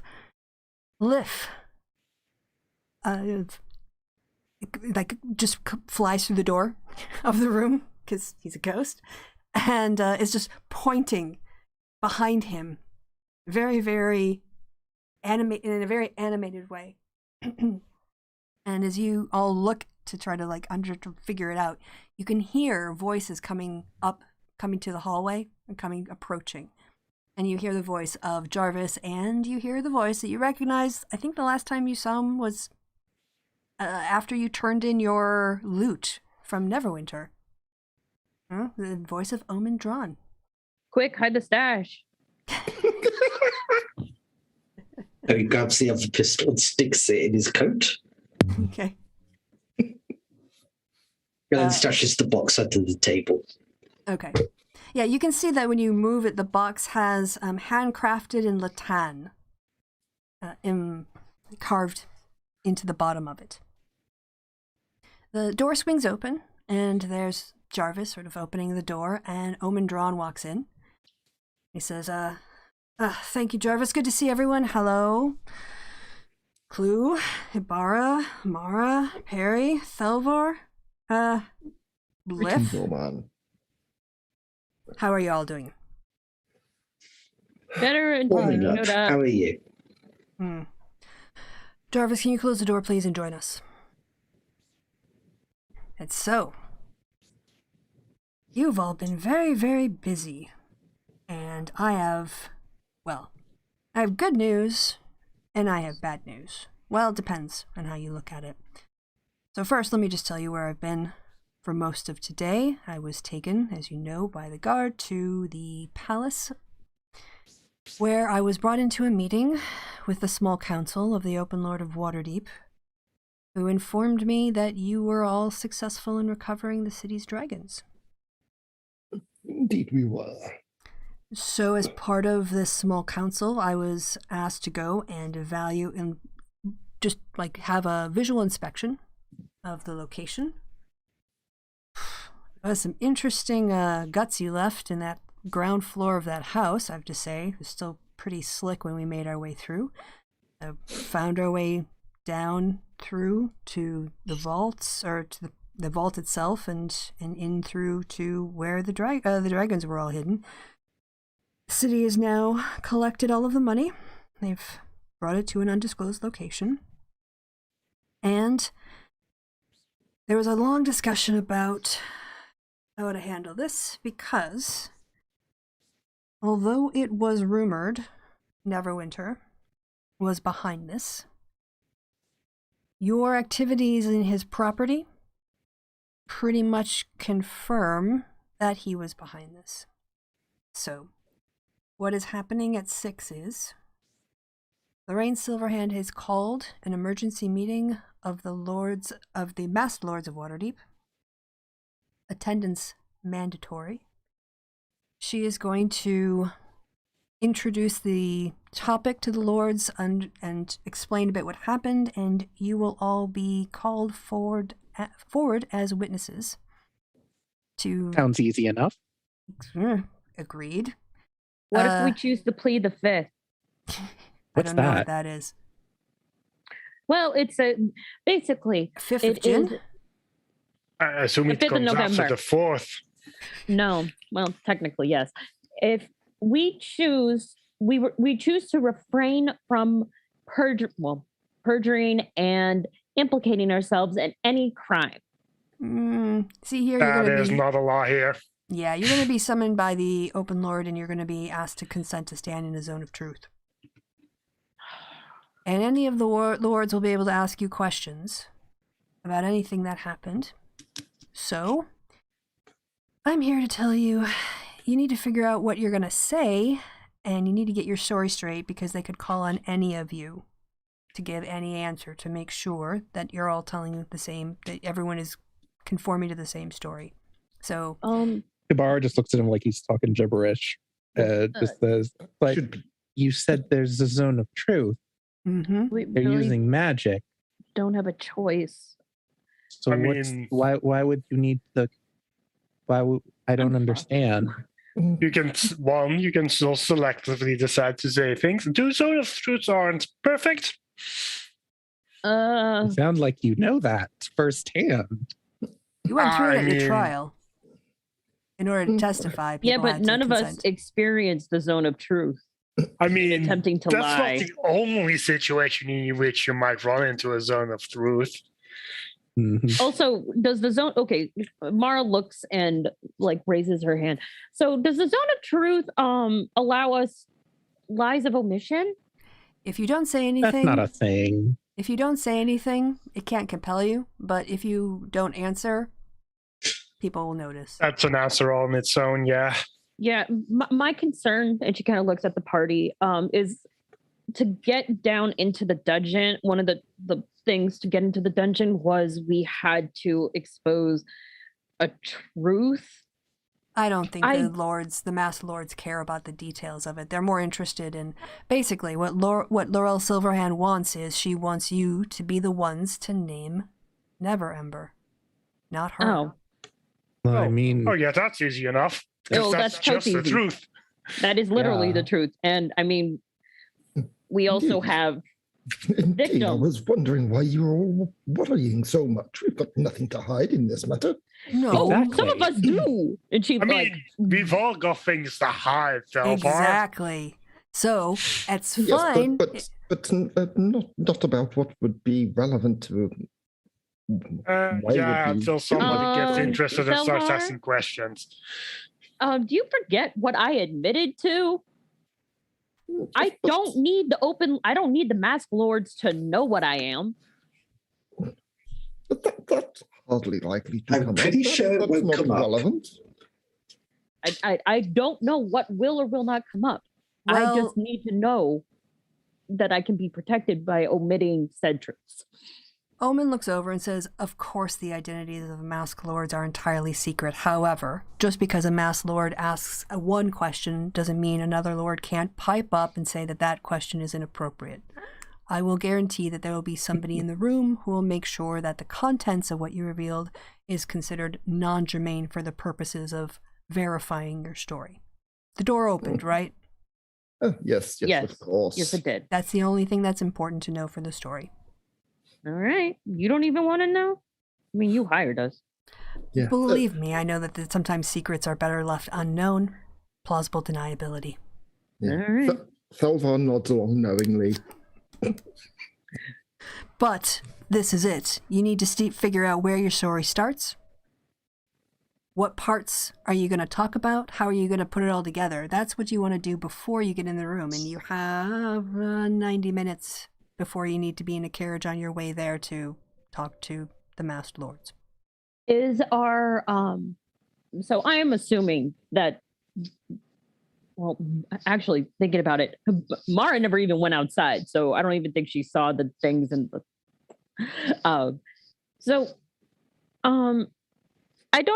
I was not exactly there when we were told to be at the meetings. I had other things planned that fell through. But I am assuming also our said accomplice will also be there. Yeah, I told him to be. Okay, okay. And she kind of looks at Omen Drawn like, are you going to answer that question? Like, do they also know that he's going to be there? And is that okay? Well, we've already talked about the Neverember thing.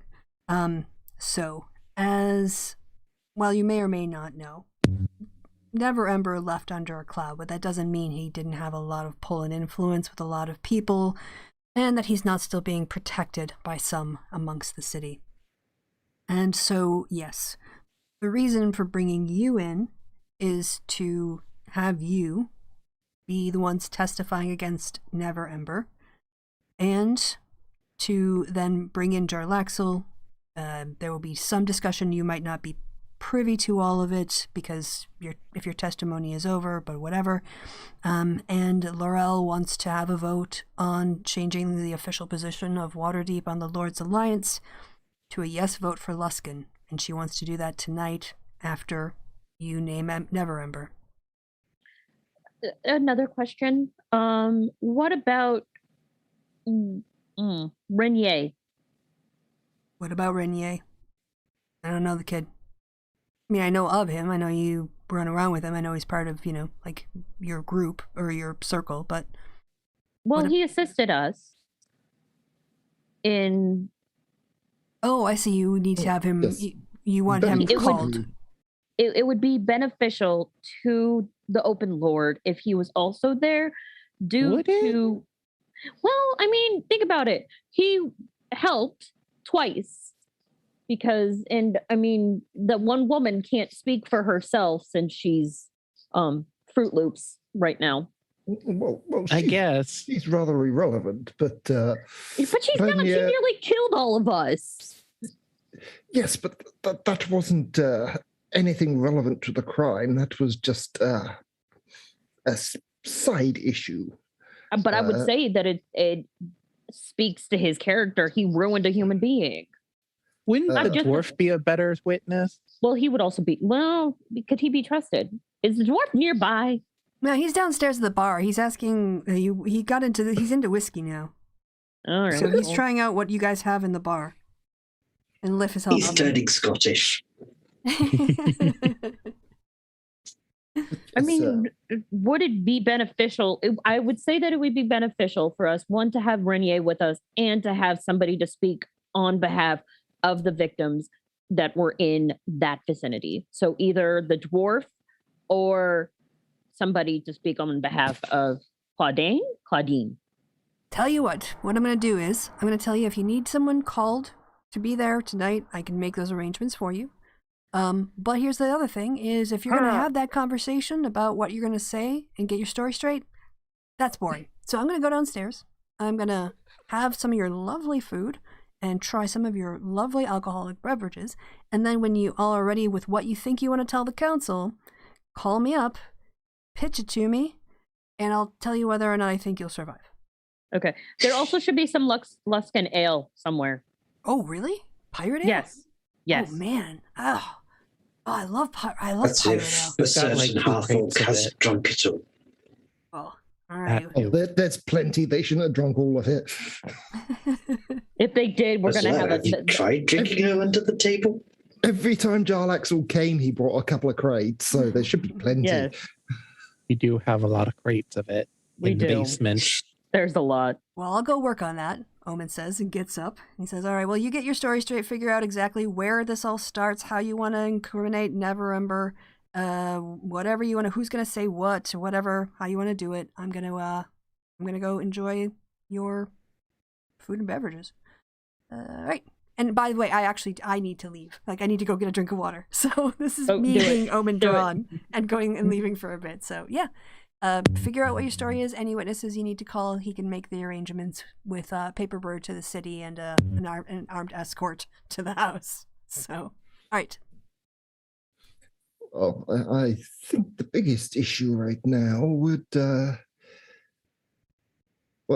explain how we came into possession of the Stone of Galore and the involvement of Friend. I mean, Is that entirely relevant? I mean, because we Yes. didn't get it. If we tell them we came in possession of the Stone of Galore that led us to where we needed to go, they'll want to know how we came in possession of it. And we came in possession of it by rescuing Friend. I'm pretty sure we came into possession of it by a guy nearly falling off a roof. Yeah, I'm pretty sure that was mostly because we stopped Floxen. Indeed, but he was chasing Friend. But Yeah, but like we don't need to mention friends. If you admit to helping a wanted creature, that's not going to go well for us. Also, the robot was like a block away from what's his face when he fell off. Yeah, we were mostly dealing with roof. Floxen, who was on the roof for reasons. Mhm. Yes, but on the other hand, they don't know that. The only thing they know about our encounter with Floxen was he came into the bar raving and we had to defend ourselves. Well, if you want to tell them about the robot, I'm not going to stop you. Also, I couldn't stop you because of Zone of Truth. Mm-hmm. That's the thing. If they ask how we came to be in possession of it and were in the zone of truth, it's going to be difficult to say we got it off of Floxen when we, in fact, got it from Friend. But the question is, No, we got it from Floxen. I'm confused. No, Well, why would they ask Friend us? had the stone. Friend was running from Growlhorn Villa. Floxen and his flunkies were chasing him to get the stone from him, because that's why they attacked Growlhorn Manor. I'm hoping they don't want to see the stone. Right. Well, the thing is, we definitely shouldn't be giving them information they don't ask for. So, I say we leave the stone out of it, because I that's mean- going to be a whole. But that's going to be difficult. Well, not the thing necessarily. is, Well, I mean, it's a zone of truth. What are you going to do? And with that, Hibara leaves. also the thing is, we don't necessarily need to tell them where we got the stone. Right. Even if they Unless ask. It's not relevant. They're not a relevant line of questioning, and we are allowed to protect our secrets if they're not relevant. I hate to say this, but I agree with Clue. I say our first thing should be protecting Friend. And as of right now, as you guys like to remind me, he's a fugitive. So if we go ahead and say that we got the stone from Friend, then that implicates Friend in even more trouble. And then we have to hand over Friend. So I say Ixnay on Friend A. And if they I don't even think they're going to what are they going to do? If they ask us, how'd you find out the location of the dragons? We could say Jarlaxle, because technically that is how we found out the location of the dragons. But then they'd probably want to know why Jalaxel knows. If we don't tell them, that kind of kills any Well, chance then of we Jalaxel getting into the Water Alliance. How about we Guys, put that? do need to remember the main thing they're looking for is evidence that Neverember is involved. Right. This question may not even pop up. Let's We could not, also put that on the list. tell them any information they're not asking for. Right. I say we put It's this. politics. This is all politics. Right. They're going to have people who are on Neverember's side who want to defend him. Right. I say we put the stone on the list of not prevalent questions. That's the thing. We don't need to answer the question because it's going to put us in a whole loop of other issues that are not prevalent to the case.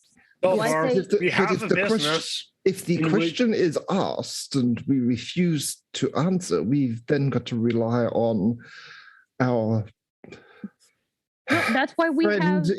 in the council to run interference for Well, us. not Right. necessarily. We're an adventuring party. There's a certain amount of discretion inherent to our profession. Us not being willing to give up sources isn't necessarily that suspicious.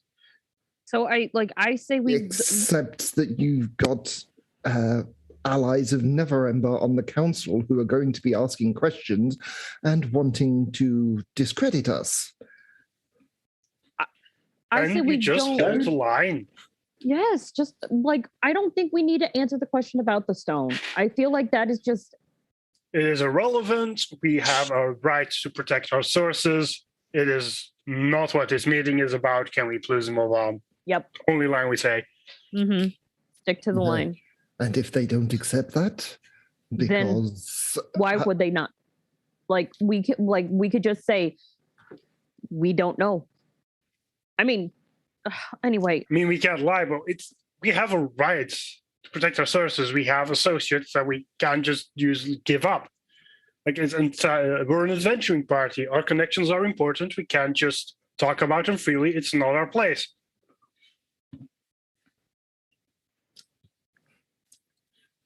I still think it's going to come up and we're going to struggle to avoid talking about it, but you all seem confident. I do not share it, but you all want to move on, so we will move on.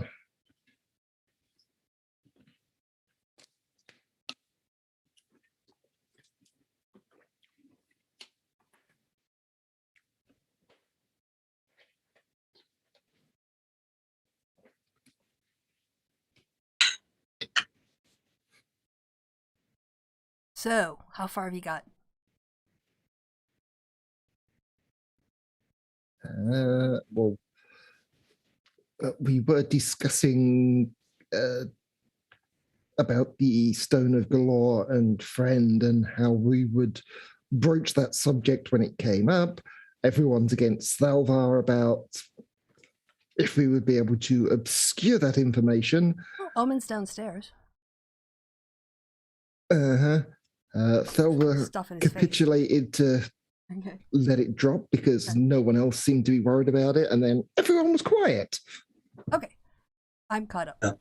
Harry's opinion on it is, I don't know how you got it. I don't know the story of how you got it. So all I can say is you had someone burst in coursework because you had to deal with them. It ended up falling a furry for something, and you got the stone.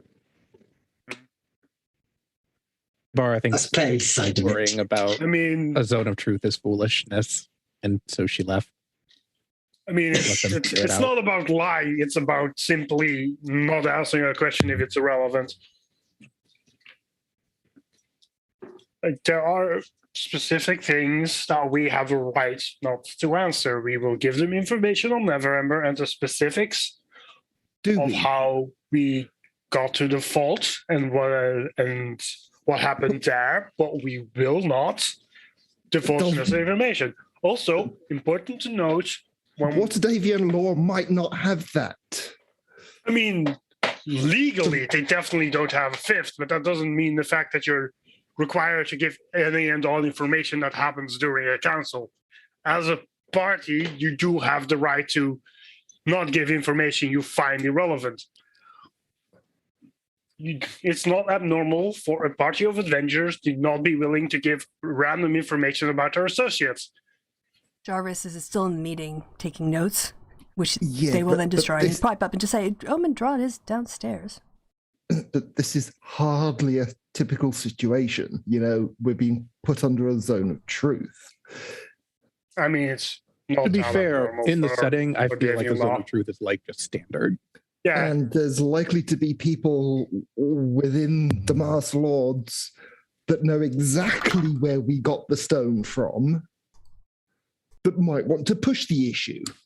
But I mean, if they know, they can inform their colleagues. That's not our job.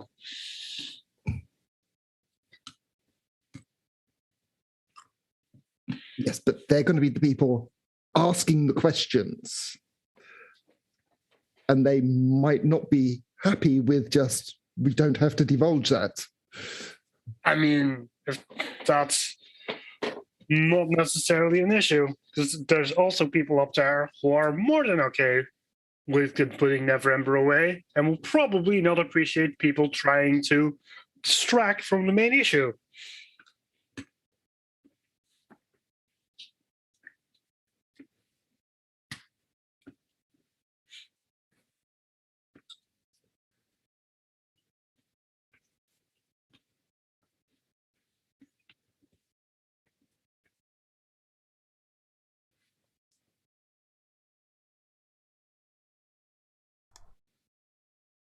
I feel like we're at an impasse, and I think you can get a DM's ruling by consulting an NPC.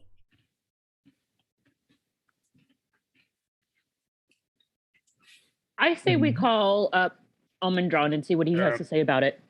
Is that before we call him up? Are there any other points we need to ask him about? Which is what I said. We've got the information that minutes ago. we got the sources of information, particularly where the stone came from. We want to ask him about Mm-hmm. anything after that.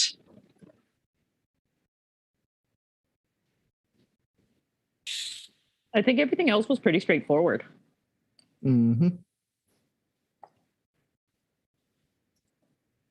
I hope our ship's left. Yeah, okay. Yeah, other than the thing with Friend, everything else has been perfectly above board. Again, similar to my business with Descent, if it's not relevant to the case, I do not need to say it. You do not need to divulge information that is irrelevant.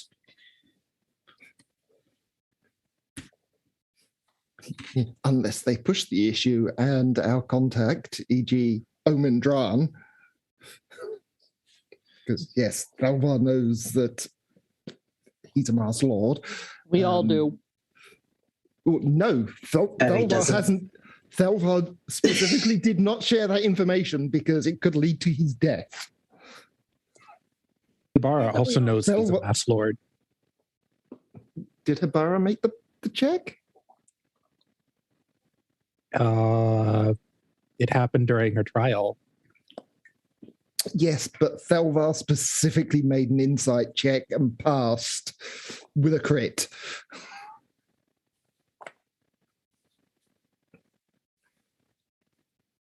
I don't remember anymore. I also don't remember, so I'd have to go back. It's to the also episode. it's also not like it's very big deal if Hibara knows that he's the Mass Lord. I was going to say.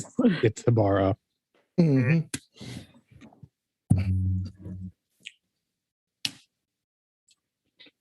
But yes, with this sort of trial, it's typical to you having to answer any and all questions that are asked of you. If you refuse to answer, as was previously stated, that could cause issues and throw doubt on your testimony, which is why Homindran said that he would put the word out to have people try and distract from it. So it's going to be down to how well he can distract if we are asked that question. I mean, we also have a hand to play in that. Like, if we call the question out as irrelevant, that's a jumping off point for any members on the council who agree with the assessment. Mm-hmm. Yeah, and then we've got to count on more people agreeing that it's irrelevant than disagree that it's irrelevant. So it's going to be a tight political game. Again, I think we should call. We should call. Yes, we're gonna need to bring it up to Omandran. But yes, it could very well be an issue that we need to decide how we're going to handle it. If we can't, you just need someone to yell objection loud enough, and it's all gonna be okay.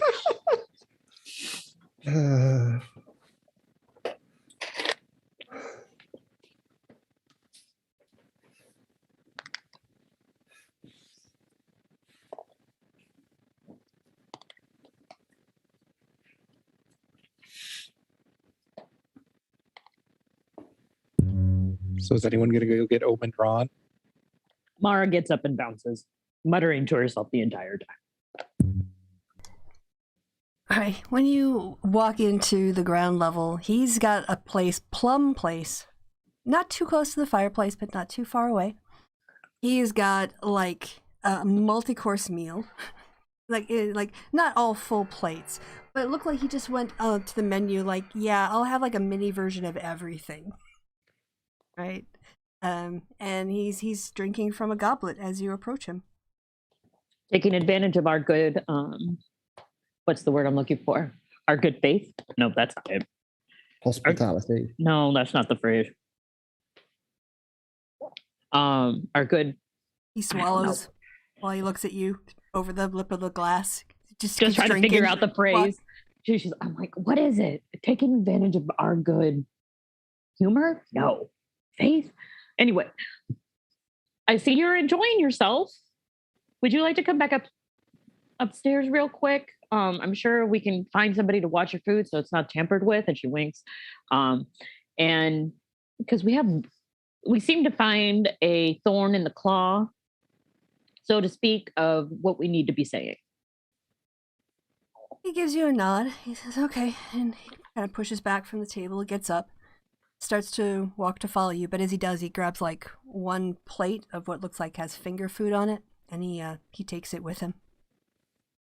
You want to grab the goblet too? Oh, yeah, good idea. Oh, yeah, thanks. Can I? Excellent. Yeah, he goes back for fills it up first with the pitcher that's on his table, and then he drinks a little bit, kisses it because he kind of filled it over too much, and then lead on. Maro waves. I'm assuming Gorko's down at the bar. Yeah. Yes, he is. Yeah. Gorko, sweetie, will you make sure that nobody fiddles with this? Thank you. Uh-huh. And goes upstairs and leads the way. All right. Yeah, he goes over and like sits by the fireplace, and he's like has a book or something, maybe some spell thing he's reading. So he's fine. All right. After a few minutes, Mara comes back and Omen walks in with a plate, food, and a goblet of wine. And he sits down at the head of the table and looks around and says, all right, how's it going? What's up? Yes, the issue we are kind of stuck on is basically where the nature of the questions will go.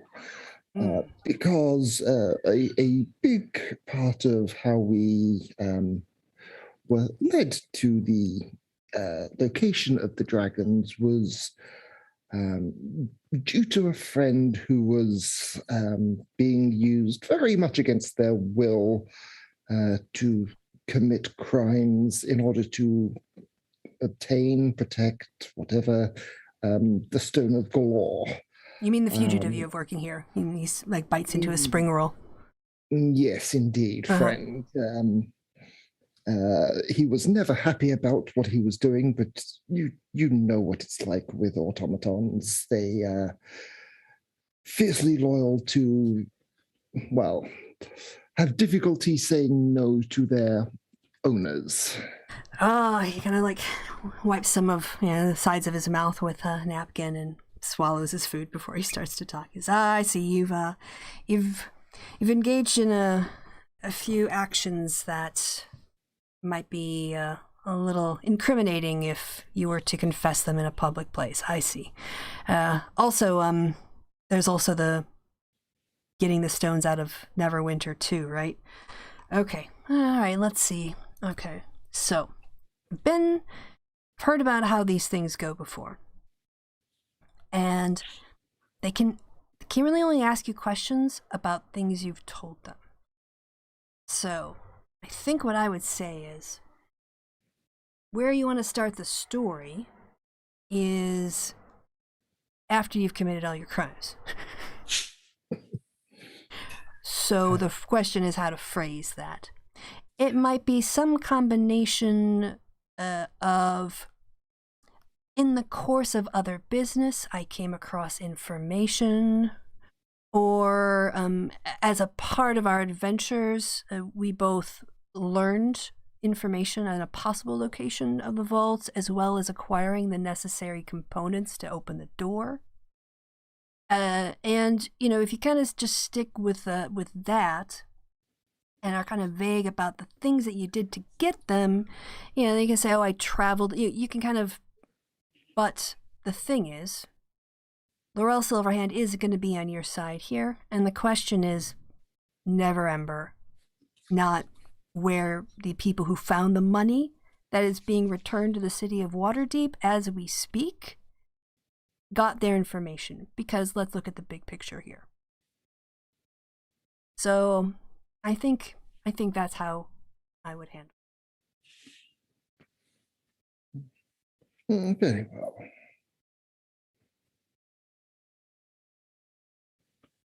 So you could even start, how when did this kind of begin in the city? You'd acquired the keys, you'd acquired the information. What was the kind of starting point, here in Waterdeep? Really, the major starting point of us actually locating them was acquiring the Stone of Galore. And that's also what entangled us with Jarlaxle. I see. All right. Well, we have to bring in Jarlaxle anyway, don't we?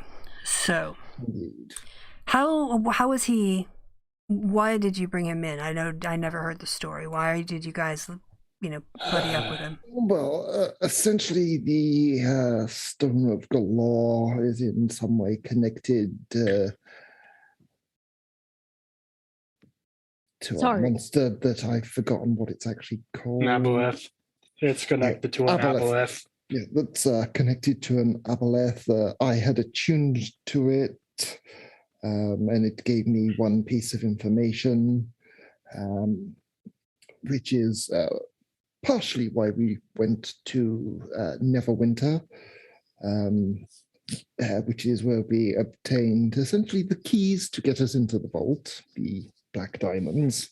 Ah, all right. So the keys are black diamonds that you got from Winter, which Mhm. Never Emperor was already controlling when he was Yes. making his moves. This is good. Okay, this is good.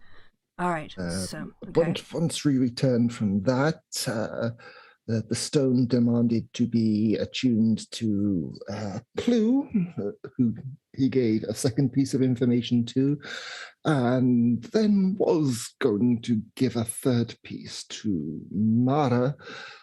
Only something went wrong. The stone climbed up and demanded that it would only give us the final piece of information if it attuned to Jarlaxle. And of course, Jarlaxle was only too willing to attune, but once he realized it was an aboleth, he was not too happy about it. We got to keep that on the mom to keep you from dying. And basically to get the location of the vault, we had to strike up the deal. Otherwise, there would have been no way to recover the dragons, because the only person that knew of the location of the dragons and the staff was Jarlaxle. All right. He kind of temples his fingers, leans back a bit, and says, "Would it be the truth to say that after information from sources on possible keys for the vault, you traveled to Neverwinter to get the black diamonds mined there to test your theory? You came back here and learned that a key piece of the information was held by Jarlaxle, at which time you joined forces to share the information in order to go to the vault to try to recover the money for the city." I mean, technically, Jarlaxle didn't hold the information yet, but Well, he the did information was after only the He stone. had access to it. Yeah, time is a two-dimensional thing. It's all in the past at this point. There's no there's no it just happened before. So as long as the general logic of the sequence of things happens, how Jarlaxle came to get that information is irrelevant. What is important is that he held it and you had to ally with him in order to bring the pieces of information together to try to open the vault door. And that is all true, right? Yes, we had no choice but to negotiate with Jarlaxle for the location of the vault. Indeed. You see why I run the business I run? Of course, of course. All right, any other problems that I can listen to? I mean, related to business? No, not really. They're related to the tie. I'm not your therapist. I'm trying to protect our business here. Because believe me, I haven't really said anything because of, being escorted by the City Watch, but this is going to be big for our brand. This is really going to put us on them. This is going to put your branch on the map. This is great. Chloe's just Really? Looking at Mara. He's like, Mara, you're in with that newspaper, right? Can you get us an interview after this? Working on it, but I was kind of dying. Fuck that shit up. I assume there's a story that you're going to need to tell me about at some point. Well, if you remember to ask me, I will tell. She Duly also noted. That will never happen. Yeah, I know. That's why I said it that way. Omendron says, "By the way, I'm happy to stick it to Neverember because I tried to open I tried to found the Solutions Guild here the entire time he was Open Lord, and he kept cock blocking me, just wanting me to stick me in Baldur's Gate. And finally, we got our foot in the door with the Laurel Silverhand. So if I can screw that guy over, man, he cost me anyway. Yeah, the guy's a kind of a fucking dick, isn't he? Just at all levels. Indeed. Question, boss man. If or when, hopefully when, we do have this interview, do you mind providing a quote? What paper is this again? It's the Wazoo. Oh, yeah. No. What is up with the Would you- newspaper headline? Was that with you guys? What was that? Yeah. I mean, was What Again. newspaper headline? Again. There's a newspaper headline. Yeah. Oh, right. I haven't told you guys. So there Haven't was told us what. so Mara kind of like purses her lips and goes, so I told the newspaper to wait for us. I didn't expect Delver to get possessed by a facade. And I didn't expect us all to nearly die. So there was press waiting, and they saw Renier and Claudine, whatever her name is, walking to his house. And so Kalain. Kalain, thank you. Kalain walking to his house. And yeah, that's the headline. But so it's all true. She nearly killed everybody. Omen Drawn like reaches in a bag. He's got a snatchel as well. And he pulls it out. And he lays out the wazoo, and it's like a drawing of Renier and Kalain in an embrace, like he's protectively holding her. And it says, "Will the son make the same mistakes as the father?" as the headline. Who just kind of puts his head in his hands, just like, Mara, we ended up having to sneak out with a fugitive from that place. We're really lucky that the press was no longer waiting for us. I know it worked out really great, but I still fuck shit up. God Mara, damn it, future. Mara. Do not inform the press Hey, you know what? before we've done our thing. Well, You just I'm go and do an sorry. interview. I'm sorry. Let me finish. If you all did not fuck off every single time I had an idea, we wouldn't be in this mess. But y'all choose to fuck off in the most spectacular ways. By the way, she is going to be providing us with art because we got her out. And Mara You just kind of is mean- like, the face huggers. The things that made you scream like a little girl. Yeah, we're getting those. Irrelevant, Mara. Dealing with press and promoting of the business, that is my responsibility. I wasn't So- promoting the business. I'm doing something else. I'm playing politics. You need the newspaper when you play politics. So it has nothing to do with the business. It has everything to do with something else. Don't worry. Except No one will be mentioned. My sword. except with your messing it up, it is tied us to it. Not technically.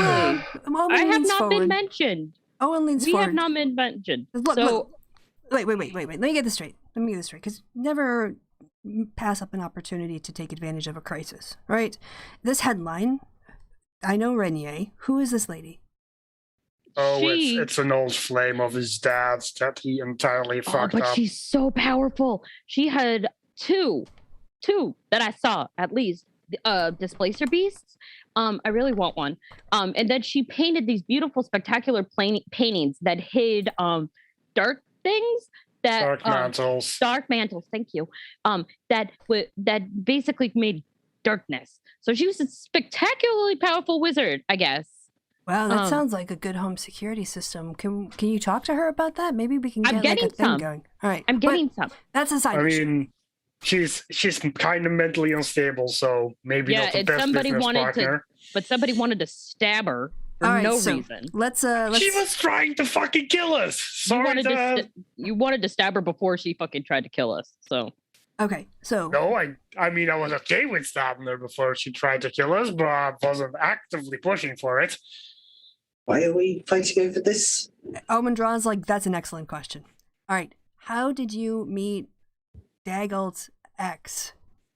she was the first obstacle we ran into in trying to get into the dungeon with the dragons.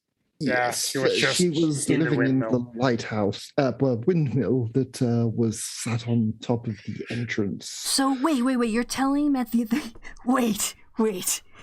He's like putting pieces together now. You are telling me that the abandoned windmill that you are all talking about is the resident of Daggelt's ex? Yes. He put. I mean, I don't know if it was her residence beforehand or she went there afterwards, but she was definitely there. I think. That's where she lived with her displays of beasts, her art, and No, there was no aunt. guess you'd It was, art. And I guess what you'd call a butler or manservant. he was her. He also lived there. He was a boarder. This is that painter lady, right? She was really Yes. big back, like, I don't know, Yes. 6 or 7 years ago. Indeed, yes. And then they had a fling. Yes, Yes. Okay. at least that's the story I've been told. All right. So while he was banging this chick next to his work, right? It's like walking distance, isn't it, from his office? I He think was so, yeah. having More or less. he was having a vault dug to embezzle this. What did he go I mean, over I think and the bring bags vault of is gold? actually. I think the vault is actually other. It's like old dwarven stuff. So I think Oh. he just like found a house with a vault in it and just like decided to put his mistress in there. I assume. Daggle, you magnificent son of a bitch. If I didn't hate him so much, I'd almost admire the gall of him. Well, look, this headline. Does that mean that this headline's on our side? Because we can point this out that that bastard never ever left his ex unknowingly over the vault in which he'd hidden all the wealth of the city. Well, like, no one cares about his ex, but the fact that he put it in the house that he was banging her in, yeah, they'll care about that. Because Why do you all doubt? And Mara looks at the whole entire room and just goes, "Why do you all doubt me? Like, I know how to spin a story." Hey, Omen leans over and goes, "Hey, I'm spinning your fuck up. All right? And I don't mind, but don't try to take credit, all right?" Mara just... Yeah, it's hard not to say this was a fuck up, but it's a fuck up that still works in our favor, so... And goes, "I didn't want to take the long rest. I was fucking fine. But somebody nearly died." Well, somebody died. I love you, Perry. I really do. He didn't I'm sorry. die. He got knocked unconscious, but that's not death. I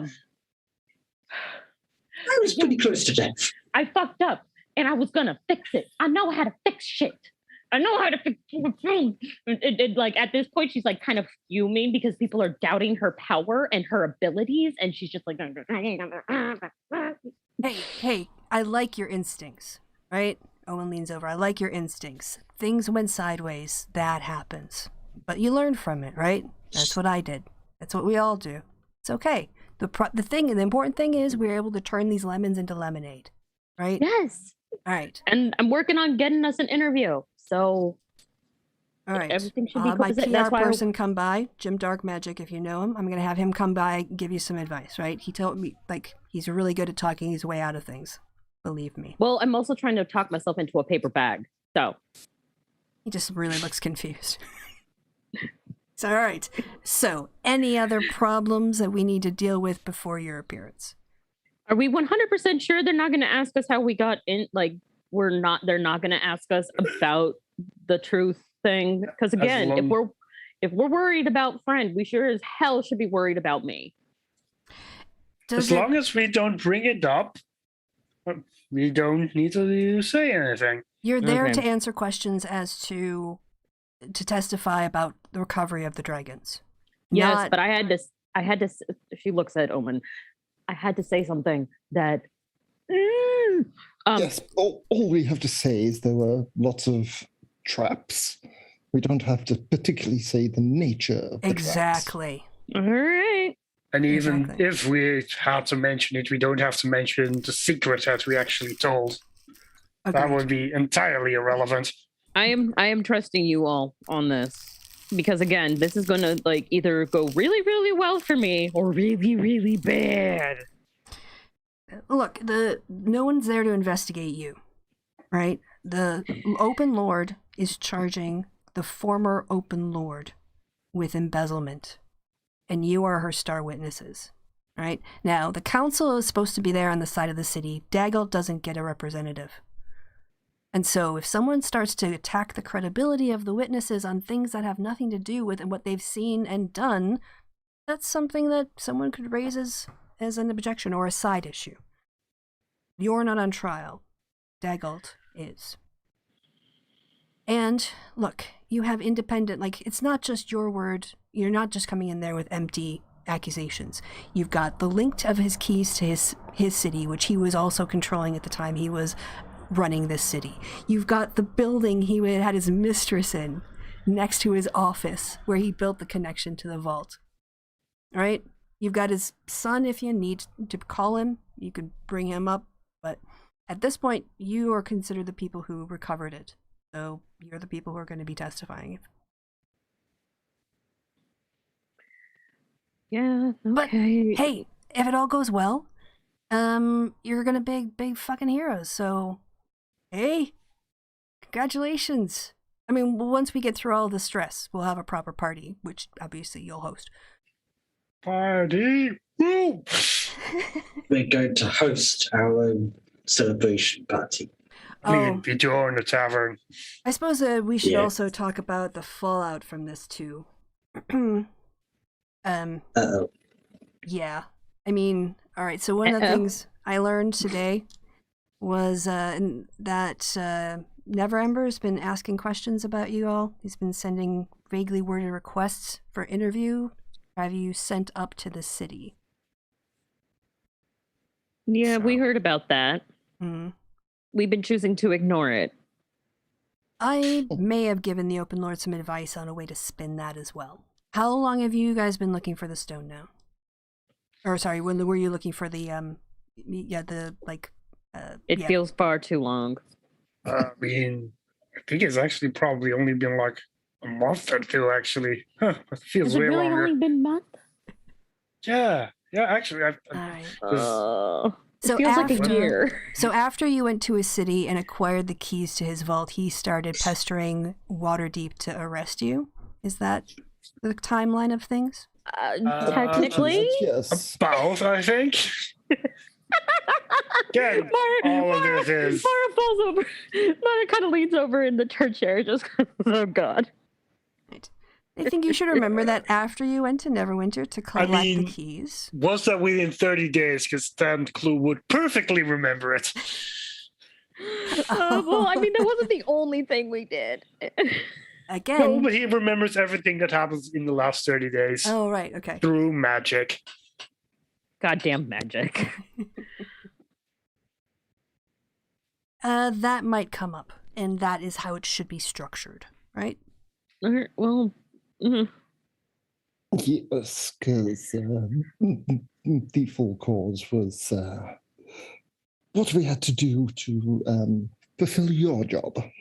I'm not complaining, right? It's very handy that you embarrassed Neverember so much that he's not willing to write in a letter why he wants to interview you. Because now we can make it look like he found out you were on his trail, or at least, imply that he was trying to get you silenced by using the very council that he, betrayed to shut you up and keep his money. Again, the truth circle thing, we can do lies of omission, right? Yeah. Mm-hmm. I mean, you can also straight up lie if you're smooth enough. Oh, okay. So long as it's not a lie, we're fine. Yep. Mm-hmm. You can only tell the just truth. tell the truth in a roundabout way. As long as the individual statements are not wrong and not false, you can't do much about it. Okay. And again, you're not on trial here. The whole focus should be you innocently talking about all these Neverember connections you keep coming across. And you're going to be big heroes. I mean, you might make some city enemies that you don't know about yet who are on the council, but we'll deal with that at another point. Oh yeah, and then Neverember, obviously. I'm pretty sure we're out already his enemy, so yeah. how does that affect us? No? Well, at this point, if he accuses you of a prison break, not only will he be embarrassed, he will be looked like sour grapes, and he's just throwing accusations out of desperation. So you're pretty much out of that, I think. Yeah, and to be honest, I don't have a problem with him being our enemy.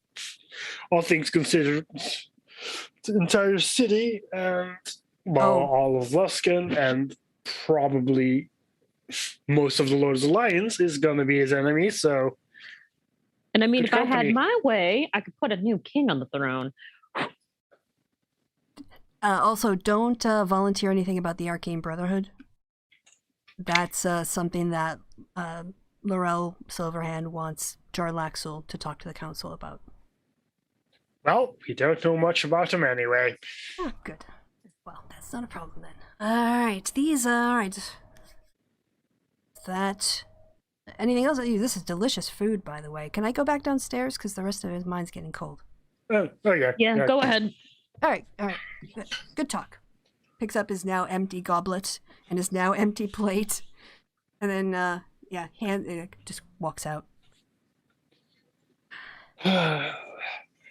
Can't believe it. Gotta be in front of the fucking Council of Waterdeep. I always assumed my first time in front of them would have been for one hell of a crime.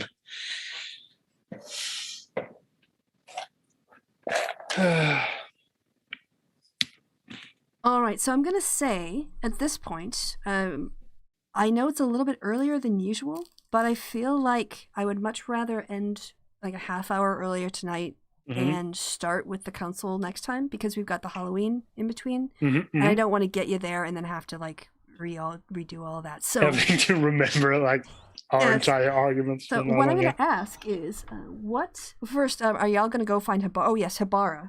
Hibara wanted to go talk to Avi and Embrick, so we can do that now. And then we can come back to the tavern and you guys can talk about, I don't know, what you're going to take, what you're going to wear. I want to know what you're all going to wear, so have a think about that.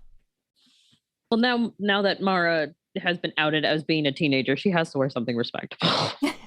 I mean, she's wearing a pantsuit right now. Well, that's because she had a meeting with the paper. Yeah, I'm just saying a pantsuit is entirely appropriate attire. Well, yes, but if I had my way, Mara would not be wearing a pantsuit to court. What kind of things do you think people wear in court? Yeah, you're more like the witness than the defendant this time, so... Yeah, I know. Okay. I guess that's so stressful. Mara is a creature unto herself. She picks her outfits. She is very much well aware that shit may or may not hit the fan, and she's just like, you know what? I might as well just wear whatever the fuck. All right. So, Corey, you wanted to see Avi and Embrick? Yeah, so back when Thelvar and Clue were mostly fighting about a friend, she bounced and went to go see Avi and Embrick down the street. Yep, so it's getting to be closing time. So there's like a couple last minute customer that Avi is dealing with, but sees you as you come in and just kind of like waves at you and kind of signals like I'll be with you in like 2 minutes. So is there anything you want to do in the shop while you're... Nope. Okay. So just wait. So you hang out and they finish up the sale and he comes over and says, Hibara! And wants to give you a hug. Gives him a hug. Oh, it's so good to see you. Oh, you feel buff. You putting on some muscle? You've been like running around, working out, doing a lot of swimming? Yes, but also no. Anyway, you look good. What can I do for you? Well, I just decided to bring you some more dragon scales. Oh, girl. And this time it's a whole bunch of them. Oh my god. He's like, goes over, he turns the sign from open to close and like shuts the door and draws over the curtains and says, bring him over. What have you got? Show me. Well, here's 11 brawn. And just like oohing and eyeing over them. And he's like kind of checking the edges and the, how much wear or, stuff there is in them. Just like, it's like, for him, it's like gold silk, or brass silk. These are amazing. Oh, okay. All right. And you have more? I do have more, but I was hoping that you could maybe do something with them for me. Well, what do you want me to make out of these? I'd love to Well. try. And she takes off the leather bracer. Oh. I want you to make a duplicate of this. But so you see this brass dragon here? Mm-hmm. I don't know how many it takes, but I'm pretty sure 9 brass dragon scales will be enough for you to make the same thing, but out of actual brass dragon scales. You want the whole thing layered with brass, not just covered in No, it? just the dragon part. Oh, I see. Oh, wow. Okay, yes. Oh. So I want you to make another one of these. All right. But have the dragon be made out of dragon. Okay, and do you want it to be identical? Like, do you want the leather? Do you want a different color? Do you want it darker? Do you want it lighter? Maybe dye it black? I can do that. Yeah, and silver fasteners? Or Yeah, brass or that's gold? fine. Silver, all right. He's like making notes. And make it a little bigger too. Okay. Because this one's very slim from my arm. He's like really getting into it now. His eyes are really focused on the piece that you set down, and he goes, turns around and goes into a drawer, and he pulls out a sheet of paper, and he pulls out like a piece of charcoal, like a long, thin piece of charcoal, and he lays the paper over it, the thin paper. He basically does a rubbing of the work on your thing that already exists, and then when he's done, he kind of blows it off, dusts it off a little bit, and he says, okay, well, he starts like putting it on like something else that he pins it to, and he makes it really, really flat, and he like puts another like very thin needle in the charcoal line. So you can see what he's going to do is he's going to go through and then make little pinholes.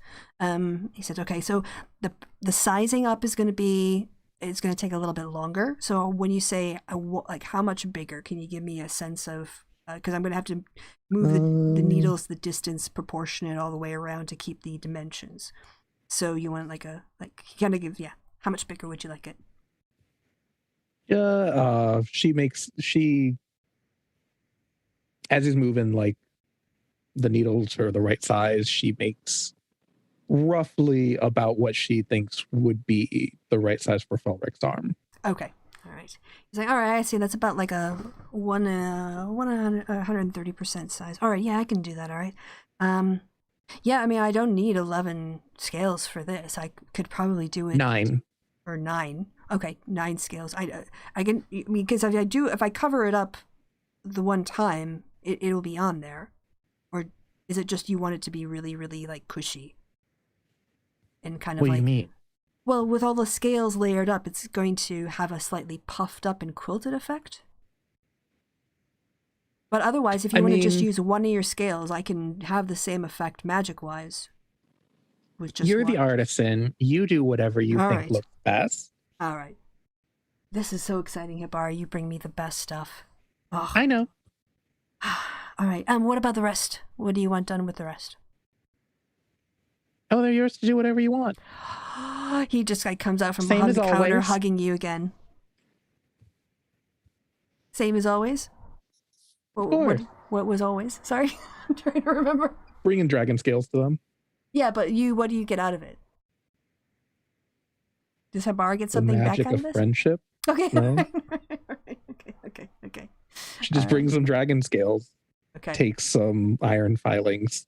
Oh, right. Yes. Yeah. About as much as she gets out of it. Yep. Okay. And they've given her those 2 pairs of gloves. Yes.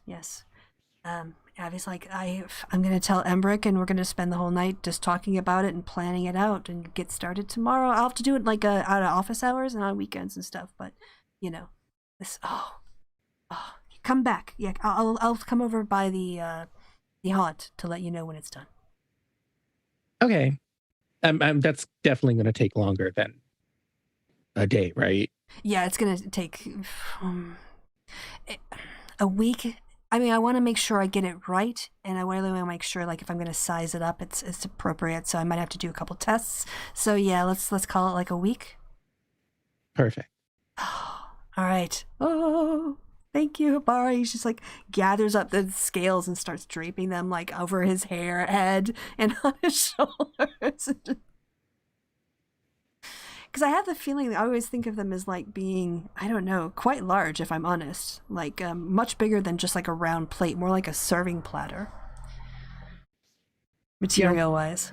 So, all right, yeah, you've got a very happy Avi. All right.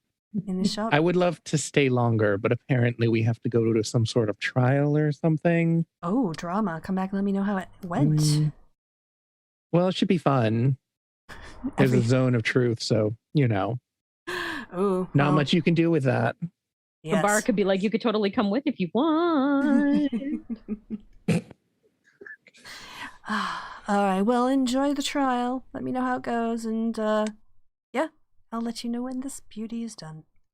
My Yes, enjoy the rest of the scales.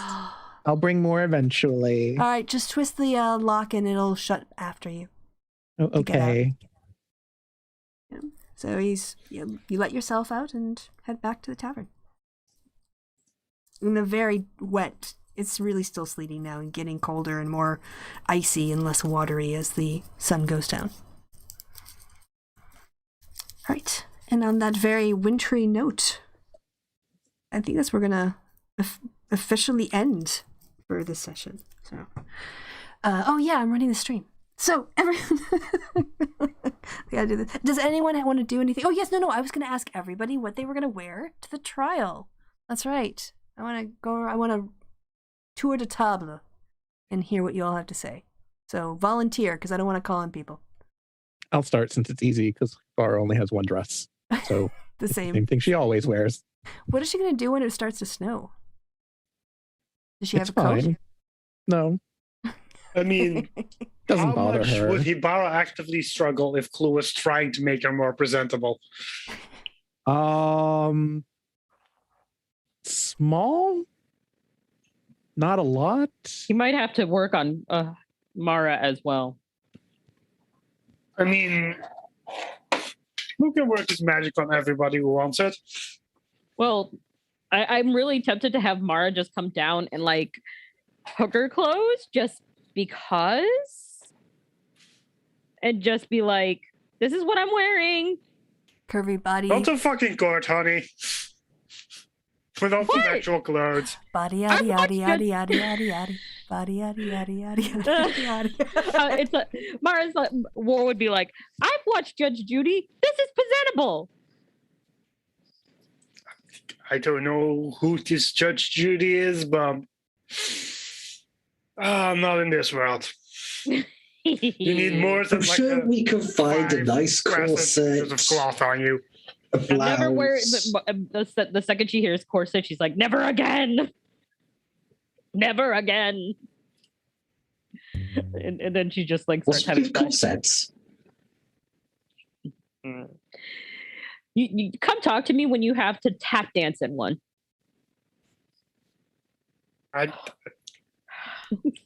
When the fuck did War tap What dance in a corsets have you been corset? wearing? Ow! No, I that assume was out of character. That was out of character. No, I want to see War in a corset tap dancing now. No, It's canon. Canon. It's not never It's happening. canon. War will never. You will never find War in a corset. Anything you say in a session can become canon. Nope. Not even a really beautiful Never black one happened. with red roses. Nope. War now that corsets are becoming like a thing. War is just like, I don't get it.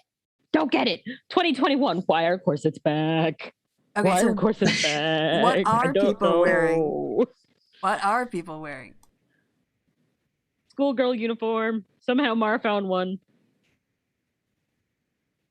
And Perry's just going to offer her a slightly longer skirt. All right. What color is it? And what does the top look like? She looks And like Sailor what shoes? Jupiter. She looks like frickin' Sailor Jupiter. Let's just be honest. She is literally Sailor Jupiter right now. How she found this outfit, I don't know. But she looks like Sailor Jupiter. Okay. Perry's going to offer a much longer skirt. So, what color is the Perry skirt again? Perry has a number of grey and black skirts. Oh, you're killing my creative soul. All right. What about Thelvar? Thelvar's Lord Thelvar. Going to be going in his tuxedo mask outfit. Oh, cool. I mean, we could probably ask one of our magic people to change the color of the skirt for the occasion. No, it's already canon. Like, Carrie hands her the skirt and she just starts crying and is just like, "You're killing my creativity," but she puts it on anyway. I'm just making sure nobody gets completely the wrong idea here. Also, it's Besides- cold out. Yeah, It's cold out.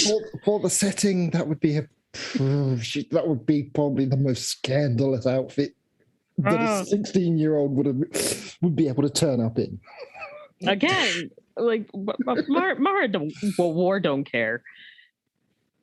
What about Mara? War might not care, but everyone else will. Everybody would be very uncomfortable. That's kind of the point. And Clue? He's going in a full white suit with like Oh, wow. red amberish undershirt. Oh, wow. So with Thalvar with like night black and you with bright white. Ooh, you'd be quite the One quite of the us only ensemble. lies, the other one tells the truth. Does Clue? What color did you say Clue's shirt was? Well, it's like a ambery, like slightly darker red. So it's like slightly duller than his actual skin. Kind of like a blood red. Red. Yeah. Okay, when you said amber, I thought yellow. I did too. Did I say amber? I meant ruby. I'm getting my. Well, I think amber isn't technically a gemstone, but. Oh, retcon. There was one other thing that Fel'rekt dropped off. Oh.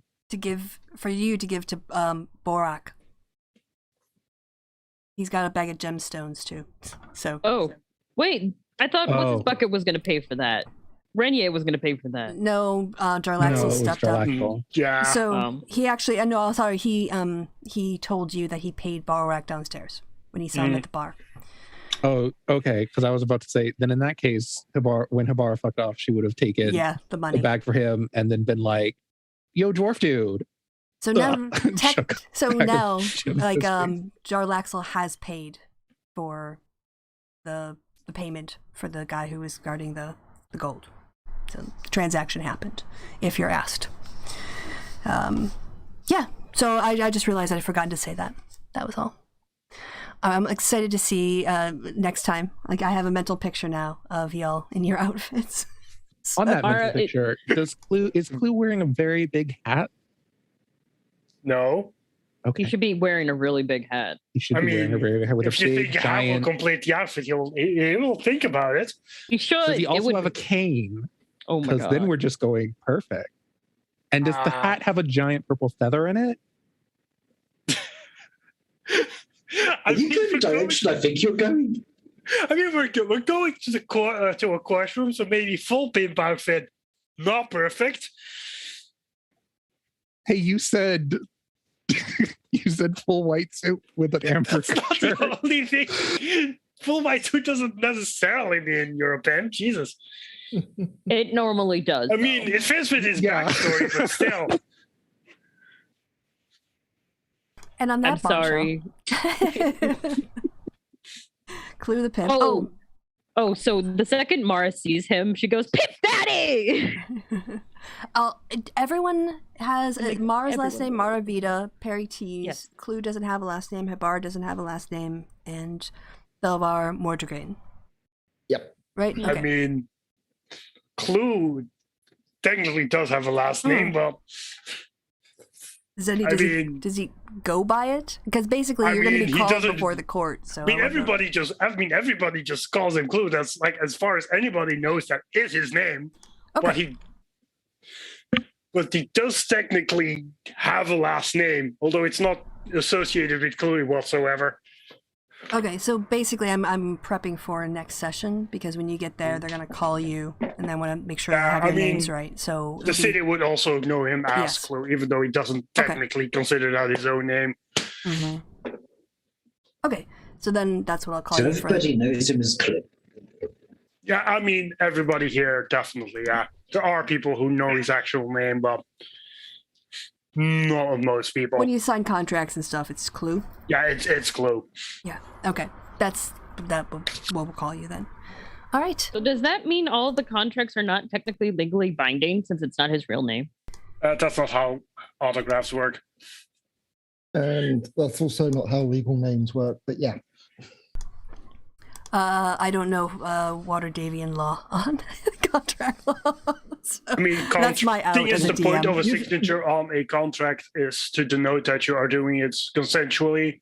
Like, you can literally, technically write anything on an autograph spot, and it doesn't really matter. I think in a court case, the question is, would you have treated him like it was a valid contract until the dispute arose? Yeah, if it's your normal signature, then it's valid. If it's the name you're most often known about, even if it's not the name, it's like with actors and musicians that go by a name other than their own name. They haven't legally changed their names, but they're most known by their stage name. So signing anything as their stage name is valid because that's what most people know them as. Yeah, but do they? I don't think, like, contract wise, I don't think they actually. I think they sign it by their real name. It does. I mean, technically, you just need a signature. It doesn't even need to include your own name. You can literally just have a random squiggle be your signature. I studied contract law for about a year and a half. Yeah. Yeah, and of course we've got UK law and US law, and I don't know what the differences are. So yeah, we'll just I was going to say that could be something that's different in the United States. Yeah. So, so we'll just put a pin in that question because outside the scope of our game session. And next time, it is a more European setting, but yeah. I mean, it's also medieval Europe that didn't really practice modern, contract law. English contract law goes back a very long time. It really does. Okay, so next time we're going to be in a spooky place on a tangentially related duty for one of the party members. Well, y'all know that Zelifern has property holdings in Faerun, and that what you're going to learn is that part of the property holdings include an abandoned town and an abandoned mine. And Zelifern is interested in having a group of adventurers, as you all know, I'm just doing this for the video, go and find out what it was. Well, we're going to find out what it was. What was the mystery? What happened to this town? So that will be your Halloween one-shot. And if it actually sticks to being a one-shot. Yes, I'm going to keep you guys on task. Like I've cut out a lot of backstory and be like, all right, we have 5 minutes for you guys to talk about your characters, and then you're arriving somewhere. Kind of thing. So it worked pretty well with the one shot that I ran last Saturday for the other group, which we actually finished it. Oh my god, I finished a one shot in a one shot. So I'm hoping to do the same. It was bloody amazing as well. Yeah, we can maybe talk about it off air. So I'm going to end the stream now so we can have a casual conversation. And until our next spooky gathering on Halloween, all that is left to be said is, first let me find the right tab so I can actually end the stream. And, oh yeah, there it is. I've got 3 monitors now and it's in a different place. All that's left to be said is goodbye from me and goodbye from the party. Goodbye. Say goodbye, party. Goodbye, party. Okay. I screwed up the bit.